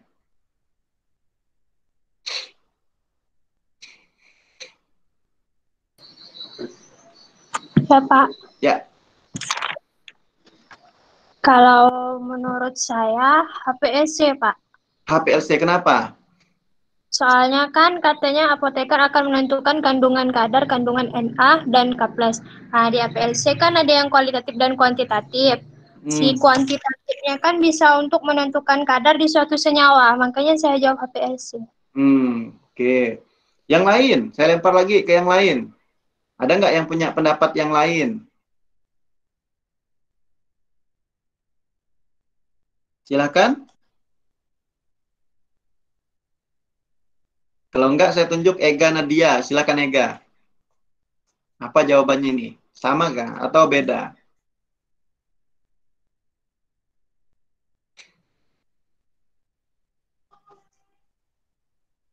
Silakan Ega.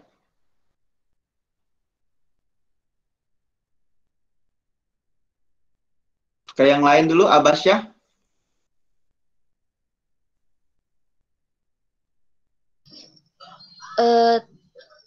Tadi saya jawab D, Pak. D, UV. Oh, UV. UV. Oke, kenapa D? UV vis. Tadi itu Pak, itu apa? Pas lihat soal tadi itu udah mau langsung pindah dah. Jadi itu enggak terlalu baca soalnya. Oh, gitu. Ya, harus cepat ya, 30 detik per soal. Biar berpikir cepat aja apa yang dipikirkan gitu kan.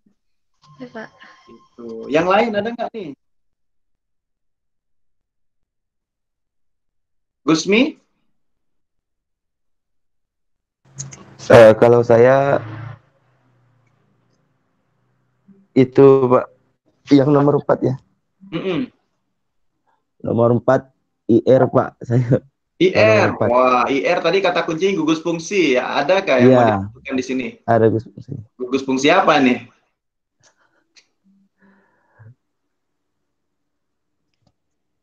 Oh, ternyata beda-beda jawabannya. Beda-beda.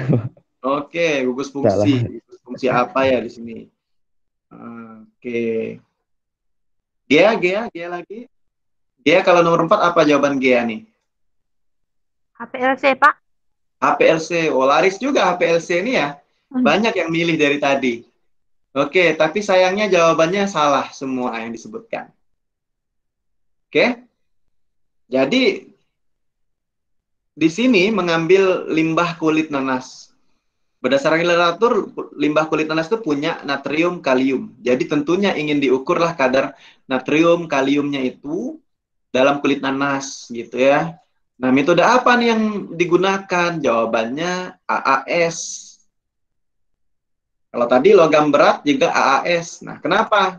Nah, metode standar yang digunakan untuk menganalisis natrium, kalium, termasuk logam dan juga mineral di dalam tanah, itu adalah metode spektrometri, yaitu AAS, ataupun flame photometry. Jadi logam, mineral itu bisa pakai AAS. Nah, gitu ya.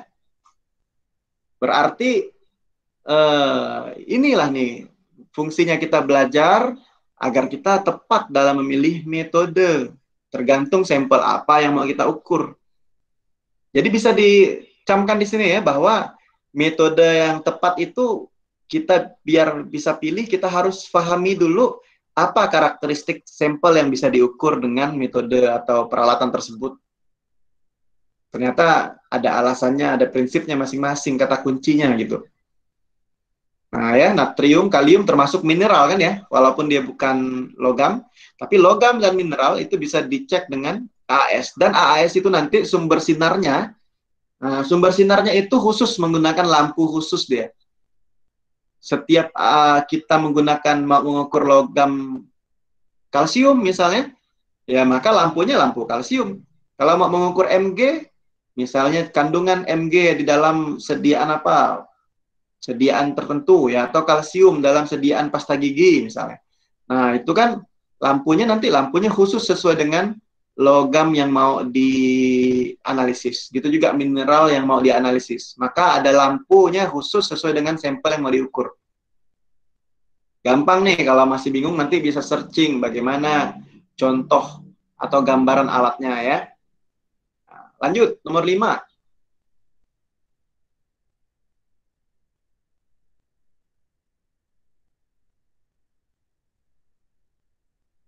Dandi, silakan Dandi.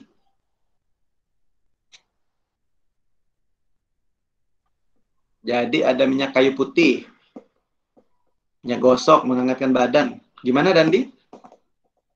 Pemeriksaan mutu, ya misalnya quality control ya. Apa jawabannya nomor 5 ini? Saya nomor 5 tuh sebenarnya jujur Pak belum ngisi gara-gara kehabisan waktu. Jadi saya kalau pengisi sembarang tadi Pak. Pilih aja nih. Tinggal pilih aja. Hah? Saya pilihnya yang... Tapi harus ada alasannya ya.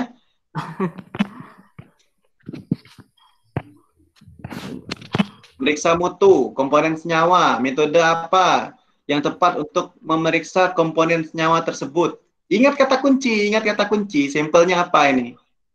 Minyak kayu putih, minyak. Nah, apa kata kuncinya itu?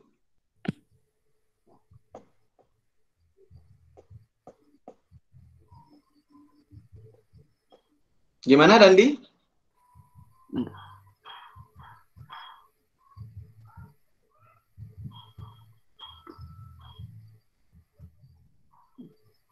Apa tadi? Ada tampak pilihannya kan di layar kan? Ada Pak. Bisa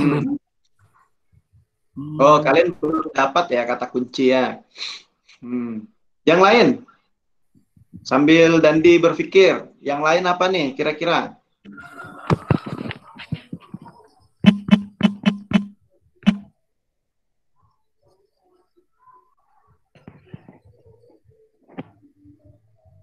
Saya harapkan kelas suasana diskusinya bisa lebih hangat ya.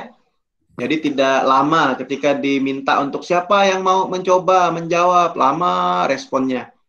Itu penilaiannya aktivitas kelas ini berarti kurang baik gitu. Orangnya memang sudah sedikit ya, karena ini teman-temannya sudah ngambil semua kan ya, kecuali yang belum ngambil. Karena penilaiannya itu adalah aktivitas kelas juga ya, keaktifannya.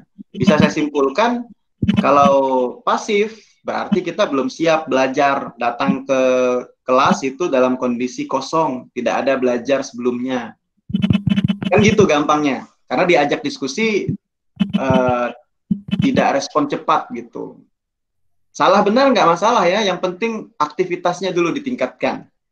Selanjutnya bisa meningkatkan kapasitas sendiri, biar jawabannya bisa benar, membaca dulu sebelum kuliah gitu. Sekali lagi saya berikan kesempatan. Ada nggak yang lain yang mau menjawab nih, nomor 5?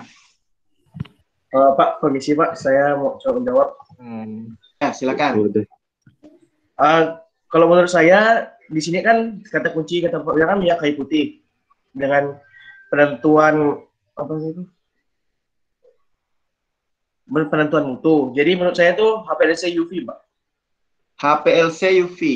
Kenapa HPLC UV? Yang kayak HPLC kan dia penentuan tentang itu, Pak, tentang apa? Kayak kadar di suatu senyawa kan. HPLC ini dia menggunakan minyak kayu putih. Jadi itu kayak penentuan kadar minyaknya, dan UV untuk itunya Pak, untuk apa kayak apa ya? Kalau kayak dipancarkan itu Pak. Jadi kita lihat dari itunya, dari senyawanya, pancaran senyawanya Pak. Itu. Coba diingat-ingat tadi. Syarat dari gizi apa tadi? Gizi. Mana tadi tabelnya? Nah, ini. Kromatografi gas. Pemisahan berdasarkan perbedaan titik didih dan volatilitas senyawa. Minyak kira-kira volatil nggak ya? Minyak gosok itu tadi. Minyak. Nah, itu kan kata kunci. Ya enggak? Itu kata kunci. Nah, kalau kromatografi gas, ya dia kan untuk senyawa yang bagaimana tadi? Mana tadi? Yang mudah menguap kan ya, atau volatil. Nah, minyak itu kan sampelnya minyak, ya lebih tepat kromatografi gas dong gitu. Jadi kalian jangan terpaku kepada semua HPLC, tapi sebenarnya belum paham prinsip dari metode-metode yang ada. Karena kita sudah belajar HPLC, semua kasus jawabannya HPLC. Ah, ini kan jebakan nih. Ya. Berarti kita harus belajar lagi gitu. Semangat ya, bisa membandingkan, melihat kata kunci dari masing-masing metode itu. Itu ya, itu catatannya. Biar tidak terjebak ya. Mana tadi ini? Ah, ini ya. Sudah disampaikan tadi nih. Ini juga di materi UTS saya lihat sudah disampaikan. Pemilihan jenis kromatografi berdasarkan kemudahan, tujuan pemisahan. Salah satunya bentuk senyawa. Kalau volatil ya Kg, kromatografi gas. Nah, itu. Oke. Jadi ini adalah gizi. Dan gizi itu bisa dikombinasikan, ditandem dengan MS, mass spektro kayak tadi itu. Jadi gizi MS. Nah, gas kromatografi itu untuk pemisahannya, ya. Nah, kemudian MS nanti ya bisa membantu untuk melihat PM-nya, bobot molekulnya, seperti itu. Oke ya. Terakhir nomor 6. Nomor 6 nih ketua PJ ya, PJ. Jody silakan. Jordi.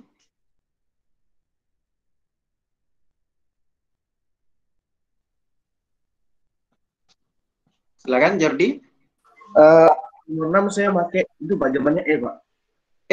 IR ya? Ya, Pak. IR, alasannya? Kayak di sini disebut analisis penentuan kadar logam. Kata kuncinya udah disebut padahal tuh. Kalau IR kan gugus fungsi. Iya, gugus fungsi. Nah, apa nih kata kuncinya logam tadi?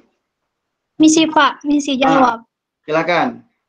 Kalau menurut saya, kan kata kuncinya tadi untuk menentukan analisis suatu kadar logam. Jadi jawaban saya D, Pak. AAS. Gitu ya. Jadi kan enak kalau udah dapat kata kuncinya. Itu belajar tuh enak ya. Ada kata kunci yang harus kita pegang. Selanjutnya kita dalamilah kata kunci itu, gitu. Nah, ya jadi di sini analisis suatu kadar logam, mineral, tadi kan bisa dengan AAS atau SSA. Jadi D, delta ya. Nah, jadi diharapkan kadar logam didapatkan di sini, maka D tadi. Oke ya, berarti sudah 6 soal ini menggambarkan brainstorming. Udah cukup saya pikir untuk melihat di sejauh mana kita sudah memahami mata kuliah kimia analisis 2. Silahkan bisa diukur masing-masing berapa dapat nilainya. Ada nggak yang betul semua? Siapa yang betul 4? Siapa yang betul 5? Ada nggak yang betul 5? Ada nggak ya? Saya, Pak. Siapa? Safina, betul 5 ya. Salah yang mana, Safina? Salah yang minyak kayu putih. Minyak. Oke. Ada lagi nggak yang betul 5? Yang betul 4? Saya, Pak. Dinda. Yang mana yang salah? Nomor 5 tadi saya nggak isi, terus sama nomor 4, Pak. Saya jawab A. Oh, oke. Yang betul 3 ada? Berarti sisanya ini di bawah 3, 2, 1 ya. Oke. Oke, begitulah ya intinya. Nah, jadi kalau AAS atau SSA itu teknik yang digunakan ya, bisa digunakan untuk mengukur konsentrasi dari suatu atom ya. Jadi dibuat atom dulu sampel itu. Dengan cara apa? Dengan ada yang tadi flaming tuh, ada pembakaran. Maka sampel kita yang berupa larutan itu kena panas, maka dia jadi gas, dan gas itu dijadikannya atom. Makanya nama atomic absorption spectrometry. Jadi teknik ini memanfaatkan panjang gelombang cahaya yang diserap atom. Nah, kalau UV itu kan tidak dibuat atom, cuma larutan aja ditembakkan dengan sinar ya. Bagaimana prinsipnya? Nah, dari AAS ini sebenarnya materi akan datang, tapi sekalian kita bahas saja ya. Jadi tidak mesti sesuai judul kan, jadi bisa kita bahas AAS juga sekalian ini. Sampel berupa larutan itu dihembuskan ke dalam nyala api burner. Nah, mungkin nanti kita akan lihat AAS ya. Jadi di AAS itu ada nyala api burner itu.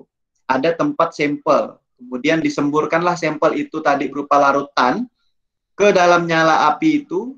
Ada bantuan nyala atau flame, nah, yang sangat panas sekali, ribuan derajat ya, dari kombinasi gas itu menjadi apinya itu, panas sekali, lalu dihasilkanlah kabut halus, ya, seperti aerosol gitu. Nah, itulah berupa uap atom. Nah, atom itu nanti akan disinari oleh sumber sinar, jadi ada sumber sinar juga. Nah, kemudian atom tersebut, samalah seperti UV juga, akan mengabsorpsi energi dari sinar. Sehingga terjadi eksitasi, namanya atom ketika ada kena energi, ya maka dia tereksitasi. Nah, kalau UV itu kan ada sinar juga yang dilewatkan, ada yang diabsorpsi, ada yang diteruskan. Nah, yang diteruskan itu kan yang dibaca oleh detektor. Alatnya otomatis mengkonversi berapa yang diteruskan itu dikurangi dengan sumber masuk sinar, maka itulah yang diserap kan ya. Nah, kalau ini juga sama, diberikan energi tadi, maka terjadi eksitasi tadi atom itu. Nah, atom akan kembali ke keadaan dasarnya. Namanya atom kalau tereksitasi, dia akan kembali ke keadaan dasar, karena itu hukum alamnya. Nah, kalau dia kembali dari kondisi tereksitasi kepada ground state, keadaan dasar, maka akan terjadi emisi. Artinya apa itu? Ada energi yang dipancarkan berupa radiasi. Nah, setiap unsur itu energinya khas gitu ya.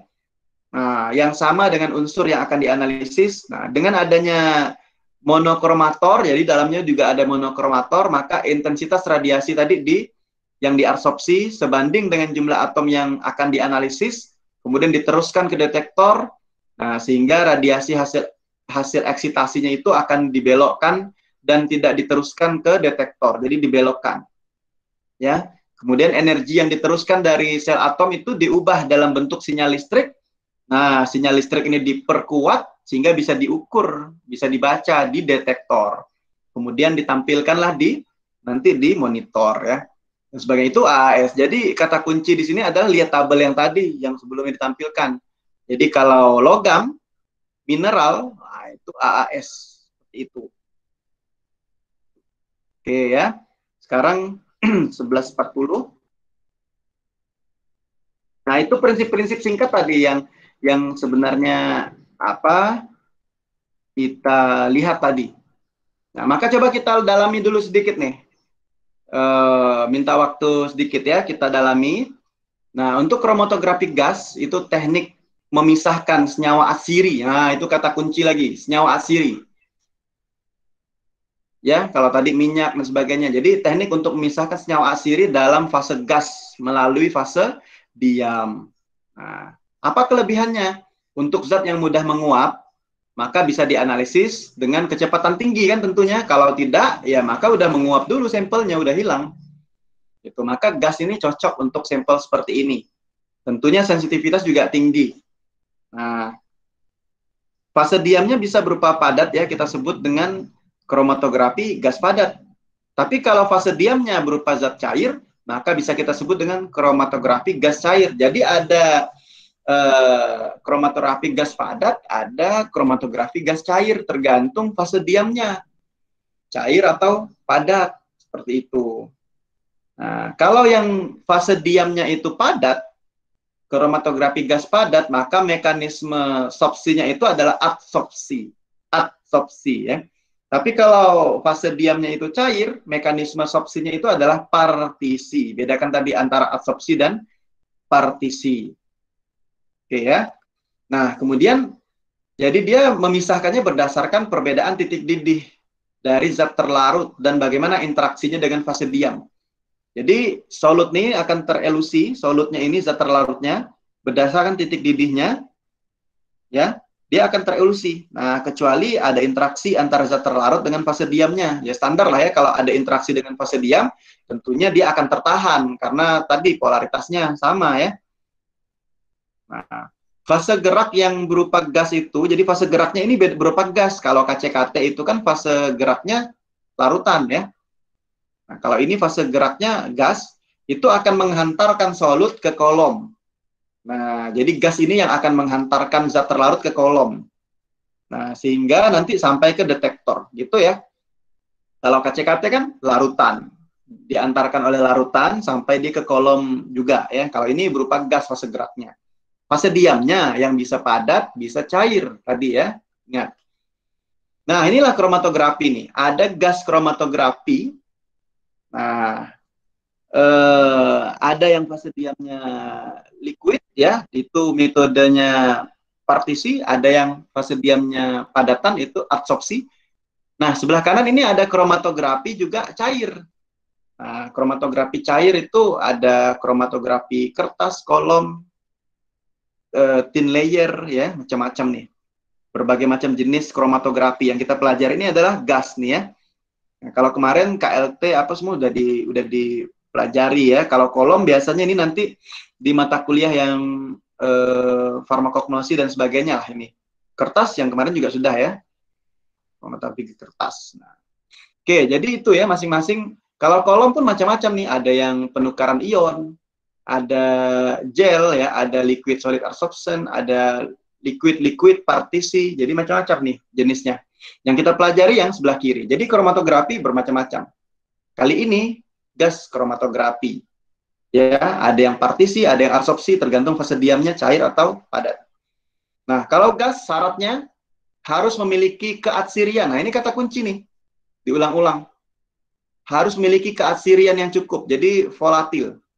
Tentunya stabil terhadap panas. Nah, kemudian jadi 10-20% ini senyawa dapat dianalisis dengan kromatografi gas ya.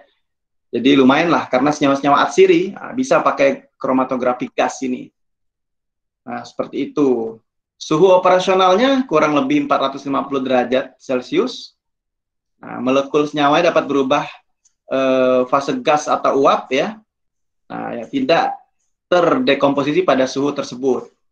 Nah, itulah dicatat ya kata kuncinya.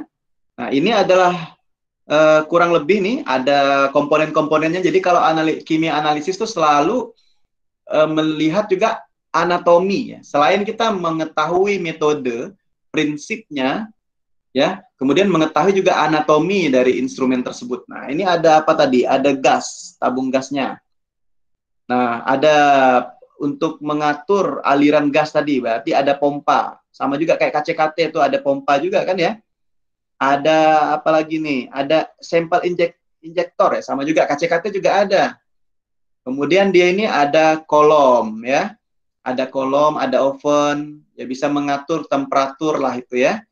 Nah, sama juga kalau KCKT juga ada kolomnya, ada ovennya, ada detektor, ada recorder. Mirip ya, mirip. Jadi anatominya itu mirip. Cuman ada perbedaan-perbedaan saja di situ ya. Perbedaannya di fase geraknya beda, berupa gas dan sebagainya.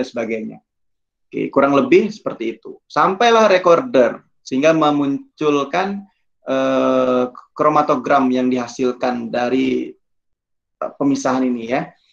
Nah, jadi ini bagian dasar kromatografi gas, ada sistem gas pembawanya, kemudian ada sampai memasukkan cuplikan sampel, sampai ada pemanasannya, ada kolomnya, ada detektornya, ada sampai ke pengolahan datanya, recorder ya. Nah, gas pembawa, jadi gasnya itu bisa hidrogen, bisa helium, bisa nitrogen, dan berbagai macam. Nah, gas pembawa yang cocok tergantung pada karakteristik detektor. Nah, kemudian kalau hidrogen dan helium, nah untuk detektor induktivitas termal, kalau nitrogen detektor pengionan nyala. Jadi tergantung detektornya. Ya gitu ya, detektornya nanti tergantung apa, nah gas yang cocok apa. Seperti itu. Kemudian ini adalah tabel dari gas dan juga detektor ya. Ada detektornya apa di sini, jenis-jenisnya, ada gas pembawanya, ada gas pembakarnya, ada gas pendukungnya. Jadi gasnya ada udara juga, ada gas pembakarnya, dan ada gas pembawanya. Makanya biasa gasnya itu dikombinasikan. Nah, kemudian syarat-syaratnya sebagai fase gerak. Nah, koefisien difusi gasnya rendah. Tidak ada interaksi dengan solut ya, pastinya begitu ya. Tidak ada interaksi dengan zat terlarut ya. Kemurnian tinggi, mudah didapat dan murah, cocok dengan detektor, udah pastilah. Nah, contohnya apa? N2, He, H2, Ar, dan lain-lain. Nah, seperti itu contoh-contoh gasnya. Kemudian tentunya fase gerak tadi atau gas pembawa tidak mempengaruhi koefisien distribusi dari analit. Nah, kemudian yang mempengaruhi itu adalah kecepatan aliran pembawa ya. Jadi perlu ada pendahuluan, sama juga kayak KCKT. KCKT juga ada pendahuluan berapa kecepatan alir gas itu. Ada kecepatannya sekian mili per menit dan sebagainya. Sama juga harus dioptimasi. Ya, prinsipnya sama. Kecepatan alir yang ideal tapi ada nih pada umumnya. Yang kolomnya 2 mm, nah nitrogen 10 ml per menit, helium 40 ml per menit. Nah, itu idealnya. Tapi untuk ketepatan nanti dioptimasi. Bagaimana hasil kromatogramnya bagus atau tidak, tentunya ada optimasi kecepatannya. Karena kalau terlalu cepat, ya nanti kromatogramnya misalnya jadi dempet dan sebagainya. Terlalu lama juga begitu ya. Nah, jika diameter kolomnya lebih besar, maka zat pembawa yang diperlukan bisa lebih besar juga. Tergantung diameter kolomnya berapa. Itu tergantung spesifikasi alat juga. Nah, bagaimana memasukkan cuplikan? Jadi fase gerak itu kan gasnya dengan kemurnian yang tinggi. Dia akan mengalir dari tabung gas itu melalui injektor, masuk ke dalam kolom, sampailah ke detektor dan ada pembuangan. Persislah dengan KCKT. Nah, tentunya sampel itu, cuplikan itu masuk ke injektor dengan shearing. Sama kan dengan KCKT ya, ada juga injektornya, ada juga shearingnya, bagaimana teknik menginjeksikannya juga harus tepat. Nah, seperti itu, kurang lebih ya sampai di sini. Kemudian ada injektor. Nah, jadi dia akan masuk ke dalam kolom sekaligus. Nah, suhu gerbang itu cukup panas ya, jadi untuk apa? Menguapkan cuplikan. Jadi cuplikan atau sampel tadi akan diuapkan. Jadi walaupun sampelnya ini misalnya berupa larutan, misalnya minyak dan sebagainya, tapi di situ ada sistem pemanas untuk menguapkan tadi. Nah, tapi tidak kehilangan efisiensi sampel nih, karena memang sudah khusus ya. Khusus jadi tidak hilang. Yang ingin diukur tidak hilang. Tapi kalau alat yang lain bisa jadi nanti hilang duluan ya, karena memang tidak spesifikasi khususnya untuk sampel yang gas. Nah, ini 3 fungsi injektor, jalan masuknya ada, penguapan sampel, dan membawa sampel ke ujung depan kolom. Ini fungsi injektor nih. Jadi sampel dimasukkan lewat situ, sekaligus dia juga bisa menguapkan sampel, karena memang harus dibentuk uap ya tadi, mudah menguap syaratnya kan. Kemudian membawa sampel ke ujung depan kolom. Gitu. Tentunya untuk melewati fase diam kolom itu ya. Nah, jadi sampel itu harus mengandung komponen yang mudah menguap. Itu kata kunci tadi, volatil. Nah, jika ada yang sulit menguap, maka dia akan tinggal di ruangan injektor. Tentunya akan merusak kinerja sampel. Jadi syaratnya tadi kalau dia sulit menguap, maka dilakukan derivatisasi. Tujuannya apa? Untuk meningkatkan penguapan dari sampel. Nah, konsentrasi sampelnya sekian, 1-10% misalnya. Pelarut yang bisa digunakan misalnya hidrokarbon dengan titik didih yang rendah. Misalnya ada ether, alkohol, heksan. Tergantung nih sampelnya nanti bisa dilarutkan dalam mana ini. Seperti itu ya, bisa dilarutkan dalam pelarut, tapi nanti sampelnya itu akan menguap di dalam kromatografi gas tuh. Nah, kalau masukannya nanti sampel cair-cair, misalnya sampel yang cair diinjeksikan melalui satu karet, kemudian memakai suntikan ya. Kalau sampelnya gas diinjeksikan juga. dengan berbagai macam alat pengambilnya. Nah, yang memang khusus lah untuk ngambil sampel gas. Jadi sampelnya bisa cair, bisa sampelnya gas, bisa ya. Tapi kalau sampel cair pun juga dia nanti akan dibuat gas. Intinya dia harus mudah menguap ya, volatil. Jadi sampelnya bisa cair, bisa gas. Dan shearingnya khusus. Nah, konsentrasinya sama seperti tadi, 1-10%. Komponen yang sulit menguap tidak boleh ada dalam sampel. Karena apa? Akan tinggal dan merusak kolom. Nah, berarti tadi pelarut-pelarut yang digunakan pun pelarutnya yang mudah menguap kan, ether, alkohol, heksan itu. Nah, kalau untuk mengantarkan sampel ke dalam aliran gas itu, nah itu sistem pemasukan cuplikan itu juga untuk menghantarkan sampel ke dalam aliran gas pembawa. Kemudian masuk ke dalam micro shearing, diinjeksikan, kemudian ya sampai batasnya, ada batasnya sama seperti KCKT lah. Ada batasnya kita masukkan, baru kita tekan shearingnya, ada tekniknya. Kalau tidak tepat tekniknya, shearingnya bisa bengkok dan sebagainya. Dan sampel tidak masuk sempurna ya. Suhu penyuntikannya ini ada 10-15 derajat Celcius, lebih tinggi dari suhu kolom yang diatur ya. Ini untuk penguapan nih ada. Karena fungsinya shearing tadi juga tempat injeksi sampel itu untuk penguapan juga salah satunya, selain memasukkan sampel. Ya. Nah, pemanasannya tentunya di sini di injektor ada tempat masukkan sampel ke dalam sistem kromatografi gas, ada sistem pemanasan di sini. Rentangnya antara 50-400 derajat Celcius dan ada ketelitian lah 0,1 derajat Celcius itu guna untuk apa? Menguapkan sampel dan pelarutnya. Makanya ada pemanasan di situ. Nah, untuk menguapkan sampel. Kemudian digerakkan kemudian larutan-larutan itu akan digerakkan ke kolom. Siapa yang membawanya? Nah, gas pembawa atau fase gerak. Seperti itu ya. Kolom itu fase diamnya. Nah, kolom itu adanya dalam oven. Seperti gambar tadi, di dalam oven itu ada kolom yang seperti apa tadi itu? Di dalam kolom ya. Nah, sehingga terkontrol suhunya. Nah, pemanasan kolomnya juga ada isotermal dan ada suhu yang terprogram. Jadi ada program lah di situ, ada settingan, ada setelan ya. Sehingga suhu di kolomnya itu berapa. Nah, kemudian kalau selanjutnya dia akan bermigrasi lah itu di dalam kolom. Samalah seperti kromatografi yang lain, maka dia akan melewati kolom, fase diam. Tentunya ditentukan oleh sifat fisika kimia. Tentu akan berpengaruh ya, siapa yang duluan keluar, siapa yang belakangan. Nah, suhu pengaruh juga dan komposisi kolom. Tergantung. Kolomnya apa nih, sama dengan kromatografi yang lain. Komposisi kolom juga sangat mempengaruhi ya, fase gerak dan sebagainya. Nah, dalam kolom dia akan mengalir dengan kecepatan yang beda-beda, samalah seperti kromatografi yang lain, dan dia akan bergerak, ada yang bergerak tercepat ya, ada yang tentunya paling awal, kemudian diikuti dengan di belakangnya. Maka ada yang geraknya cepat ya keluar duluan di kromatogram, yang lambat ya akan menyusul di belakangnya di dalam kromatogram itu. Prinsipnya sama, yang membedakan nanti sampelnya apa, seperti itu ya. Nah, maka inilah dia sampel nih. Masa di sebelah kiri itu ada sampel, kemudian ada fase gerak, maka ada yang keluar duluan, maka dia lihat A dengan B. A di sini di depan ya, karena dia keluar duluan nih. Ini yang mempengaruhi tentunya adalah polaritas masing-masing ini. Nah, A di sini duluan, maka yang muncul di kromatogram yang di bawah A muncul puncaknya. B karena di belakang, maka dia menyusul kemudian. Di T4 baru dia keluar. Nah, seperti itu ya. Prinsipnya sama lah seperti yang lain juga. Itu. Kemudian masuklah dia terelusi di dalam kolom, masuk ke detektor.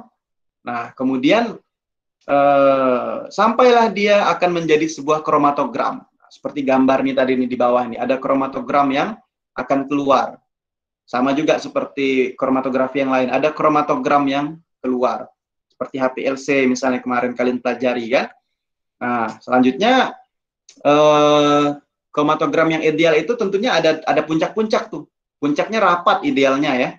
Tapi tidak bertumpuk. Kalau bertumpuk itu berarti pemisahannya tidak baik. Bisa jadi terlalu cepat tadi aliran fase geraknya. Nah, kemudian beberapa puncak yang bertumpuk itu dinamakan terelusi bersama-sama. Ya. Idealnya dia puncaknya rapat tapi tidak numpuk. Nah, waktu dan ukuran puncak itu juga digunakan untuk mengidentifikasi dan mengukur kadar senyawa cuplikan. Sama seperti yang lalu, waktunya mempengaruhi juga, ukuran dari puncak juga akan mempengaruhi ya, luas areanya dan sebagainya. Kemudian tentunya ukuran puncak hasil analisis itu ada hubungannya dengan banyaknya senyawa dalam cuplikan, sehingga tentunya mempengaruhi kadarnya nanti. Nah, kalau konsentrasi sebuah senyawa bertambah, maka ukuran puncaknya pun besar. Jadi kalau ukuran puncaknya makin besar, berarti senyawanya, berarti konsentrasinya semakin bertambah. Nah, kalau kolom dan kondisi operasi kromatografi gasnya tetap sama ya, maka sebuah senyawa akan mengalir dalam kolom dengan kecepatan yang sama. Harusnya begitu. Ya, kalau kolomnya kondisinya sama, kalau kita ulangi, maka senyawa itu akan mengalir dalam kolom dengan kecepatan yang sama. Jadi sistemnya sama, kecepatan sama. Maka nilai-nilai yang diperoleh itu dapat dibandingkan dengan cuplikan yang tidak dikenal. Nah, seperti itu untuk membandingkan misalnya waktunya dan kadarnya ya. Kalau waktu, nah kalau kadar bisa dibandingkan dengan ukuran puncaknya. Kemudian beberapa puncak itu bisa bertumpang tindih, maka ketepatan pengukuran puncak jadi sulit gitu ya. Nah, seperti ini kurang baik jadinya karena bertumpang tindih. Sama sepertinya kalau KLT detailing seperti tailing ya, bang ekor. Nah, itu kan kurang baik pemisahannya. Berarti harus dioptimasi lagi fase geraknya dan sebagainya. Nah, kalau ada dua puncak dia waktu tambatnya sama, maka ketepatan identifikasi menjadi sulit. Sehingga apa? Tidak diinginkan terjadi puncak yang tumpang tindih atau terevolusi bersama. Berarti harus ada sesuatu yang dioptimasi. Apakah komposisi fase geraknya, apakah kecepatan alir fase geraknya. Sama seperti kromatografi yang lain seperti itu juga. Ya, tidak diinginkan KLT itu menumpuk kromatogramnya, berarti harus diatur tuh tadi. Fase geraknya itu bagaimana kecepatan alirnya, seperti itu. Nah, ini adalah jenis-jenis fase diam, kolom, dan penggunaannya. Bisa dilihat di tabel di sini, macam-macam ya. Nah, ada polaritasnya, ada golongan sampelnya apa yang bisa diukur dari fase diam itu, kemudian suhu minimal dan suhu maksimalnya ada ya. Oke, kemudian detektornya juga berbagai macam, tergantung senyawa yang terdeteksi apa berdasarkan detektor tersebut. Nah, macam-macam nih, termasuk jumlah minimum sampelnya berapa yang bisa dideteksi, ada juga di sini. Nah, itu ya sebagai gambaran awal, jadi berbagai macam ternyata jenis detektornya. Tinggal dilihatlah nanti di alat itu spesifikasinya yang mana yang dimiliki. Nah, ini juga thermal conductivity detektor. Nah, ini salah satu nih, jenis detektor TCD tadi kan senyawa yang terdeteksi semua senyawa kecuali gas. Kecuali gas pembawanya ya, semua senyawa. Ini umum lah ya, ini TCD ini umum. Nah, ini detektor hantar panas, ini contohnya. Nah, dia akan mendeteksi senyawa yang memiliki perbedaan bahan dengan gas pembawa, jadi gas pembawanya tidak akan dideteksi dia, tapi semua gas yang selain gas pembawa akan dideteksinya. Jadi ini TCD ini termasuk yang umum. Berdasarkan prinsip tiap molekul gas yang masuk membawa daya hantar panas yang beda-beda. Jadi masing-masing gas itu daya hantarnya beda, maka dia bisa mendeteksi itu. Seperti itu. Ini contohnya detektornya. Dan berbagai macam lah, ada FID, ya Flame Ionization Detector, jadi detektor ionisasi nyala. Ini contohnya, jadi dia sensitif terhadap senyawa-senyawa organik. Makanya tadi FID itu senyawa yang dideteksi adalah senyawa organik, karena dia sensitif pada senyawa organik. Nah, gas masuk ke detektor, dibakar, dicampur dengan hidrogen oksigen, kemudian molekul-molekulnya rusak jadi ion yang bermuatan. Dia menghasilkan daya hantar listrik, kemudian bisa direkam lah tadi. Jadi intinya seperti itu. Gas dijadikan ion, jadikan bermuatan, menghasilkan daya hantar listrik, semua bisa dideteksi dalam detektor. Seperti itu. Ini contohnya detektor ionisasi nyala. Kata kuncinya, dia bisa mendeteksi senyawa organik yang umum. Nah, kalau tadi TCD mendeteksi semua senyawa yang memiliki perbedaan dengan gas pembawanya. Jadi semua senyawa dideteksi kecuali gas pembawanya itu bisa dia bedakan. Nah, FID, ada dua detektor jenisnya, ada Flame Ionization Detector. Ada lagi FPD, Flame Photometric Detector. Kalau Flame Photometric Detector tadi Nah, senyawa nitrogen atau fosfor organik ya. Nah, jadi yang bisa diceknya adalah sensitif terhadap senyawa fosfor organik, sulfur organik. Gitu. Jadi lihat aja tuh kata kuncinya tadi, masing-masing detektor bisa sensitif untuk apa gitu ya. Nah, ketika gas yang mengandung sulfur dan fosfor dibakar, maka terjadi eksitasi, terjadi fluoresensi, sehingga dapat diukur secara spesifik pada panjang gelombang tertentu itu. 396 sulfur, 526 fosfor. Nah, itu ya FPD. Nah, kemudian kalau pengolahan datanya, nah tentunya nanti sinyal ini dapat didapatkan dari detektor. Dia akan merekam dalam bentuk kromatogram dan diolah seperti itu. Jadi pengolahan datanya ini, sinyal-sinyal tadi yang berupa sinyal listrik akan dikumpulkan di detektor untuk mendeteksinya ya. Nah, sehingga muncullah kromatogram sehingga bisa diolah. Ini contohnya kromatografi gas, hasilnya berupa apa, puncak-puncak ya, seperti HPLC juga ya, sama. Nah, seperti itu. Yang keluar duluan tentunya tadi yang terelusi duluan, yang belakangan berarti yang terelusi belakangan. Prinsipnya sama. Itu. Kemudian ini contoh ya hasilnya, dan ini nomor 1, 2, 3 dan seterusnya ada keterangannya sebelah kiri apa yang muncul duluan seperti itu. Ini contoh kromatogram hasil percobaan orang lah seperti itu ya. Nah, oke, mungkin demikian lah ya. Nah, terkait dengan kromatografi gas, prinsip-prinsipnya dan kata kunci tadi sudah menyinggung juga metode-metode yang lain. Ada pertanyaan nggak kira-kira?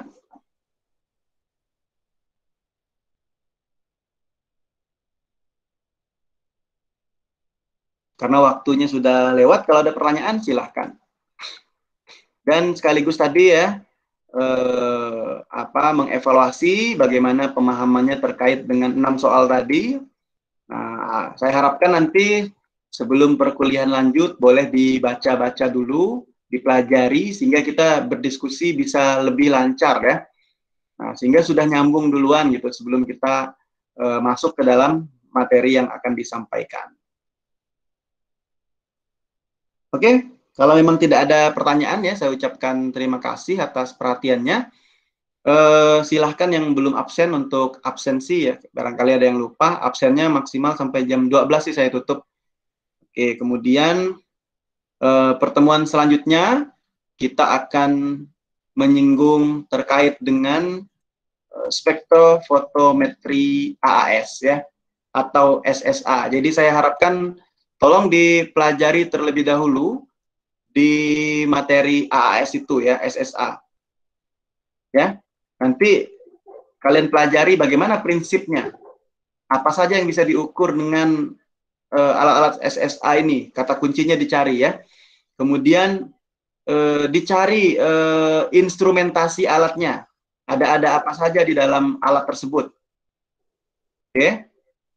Nah, jadi silahkan nanti kalian bisa sampaikan ke saya di awal pertemuan. Kalian akan menyampaikan presentasi dulu apa yang sudah kalian pelajari dari SSA ya, bagaimana apa itu SSA, bagaimana prinsipnya, bagaimana instrumentasi dari alat tersebut. Nah, kemudian dan bagian-bagian lainnya. Salah satunya contohnya kalau di SSA ini ada atomisasi kan ya, ada proses mengubah suatu sampel itu menjadi atom. Bagaimana caranya? Nah, kemudian bagian-bagian dari instrumen itu juga kalian jelaskan nanti.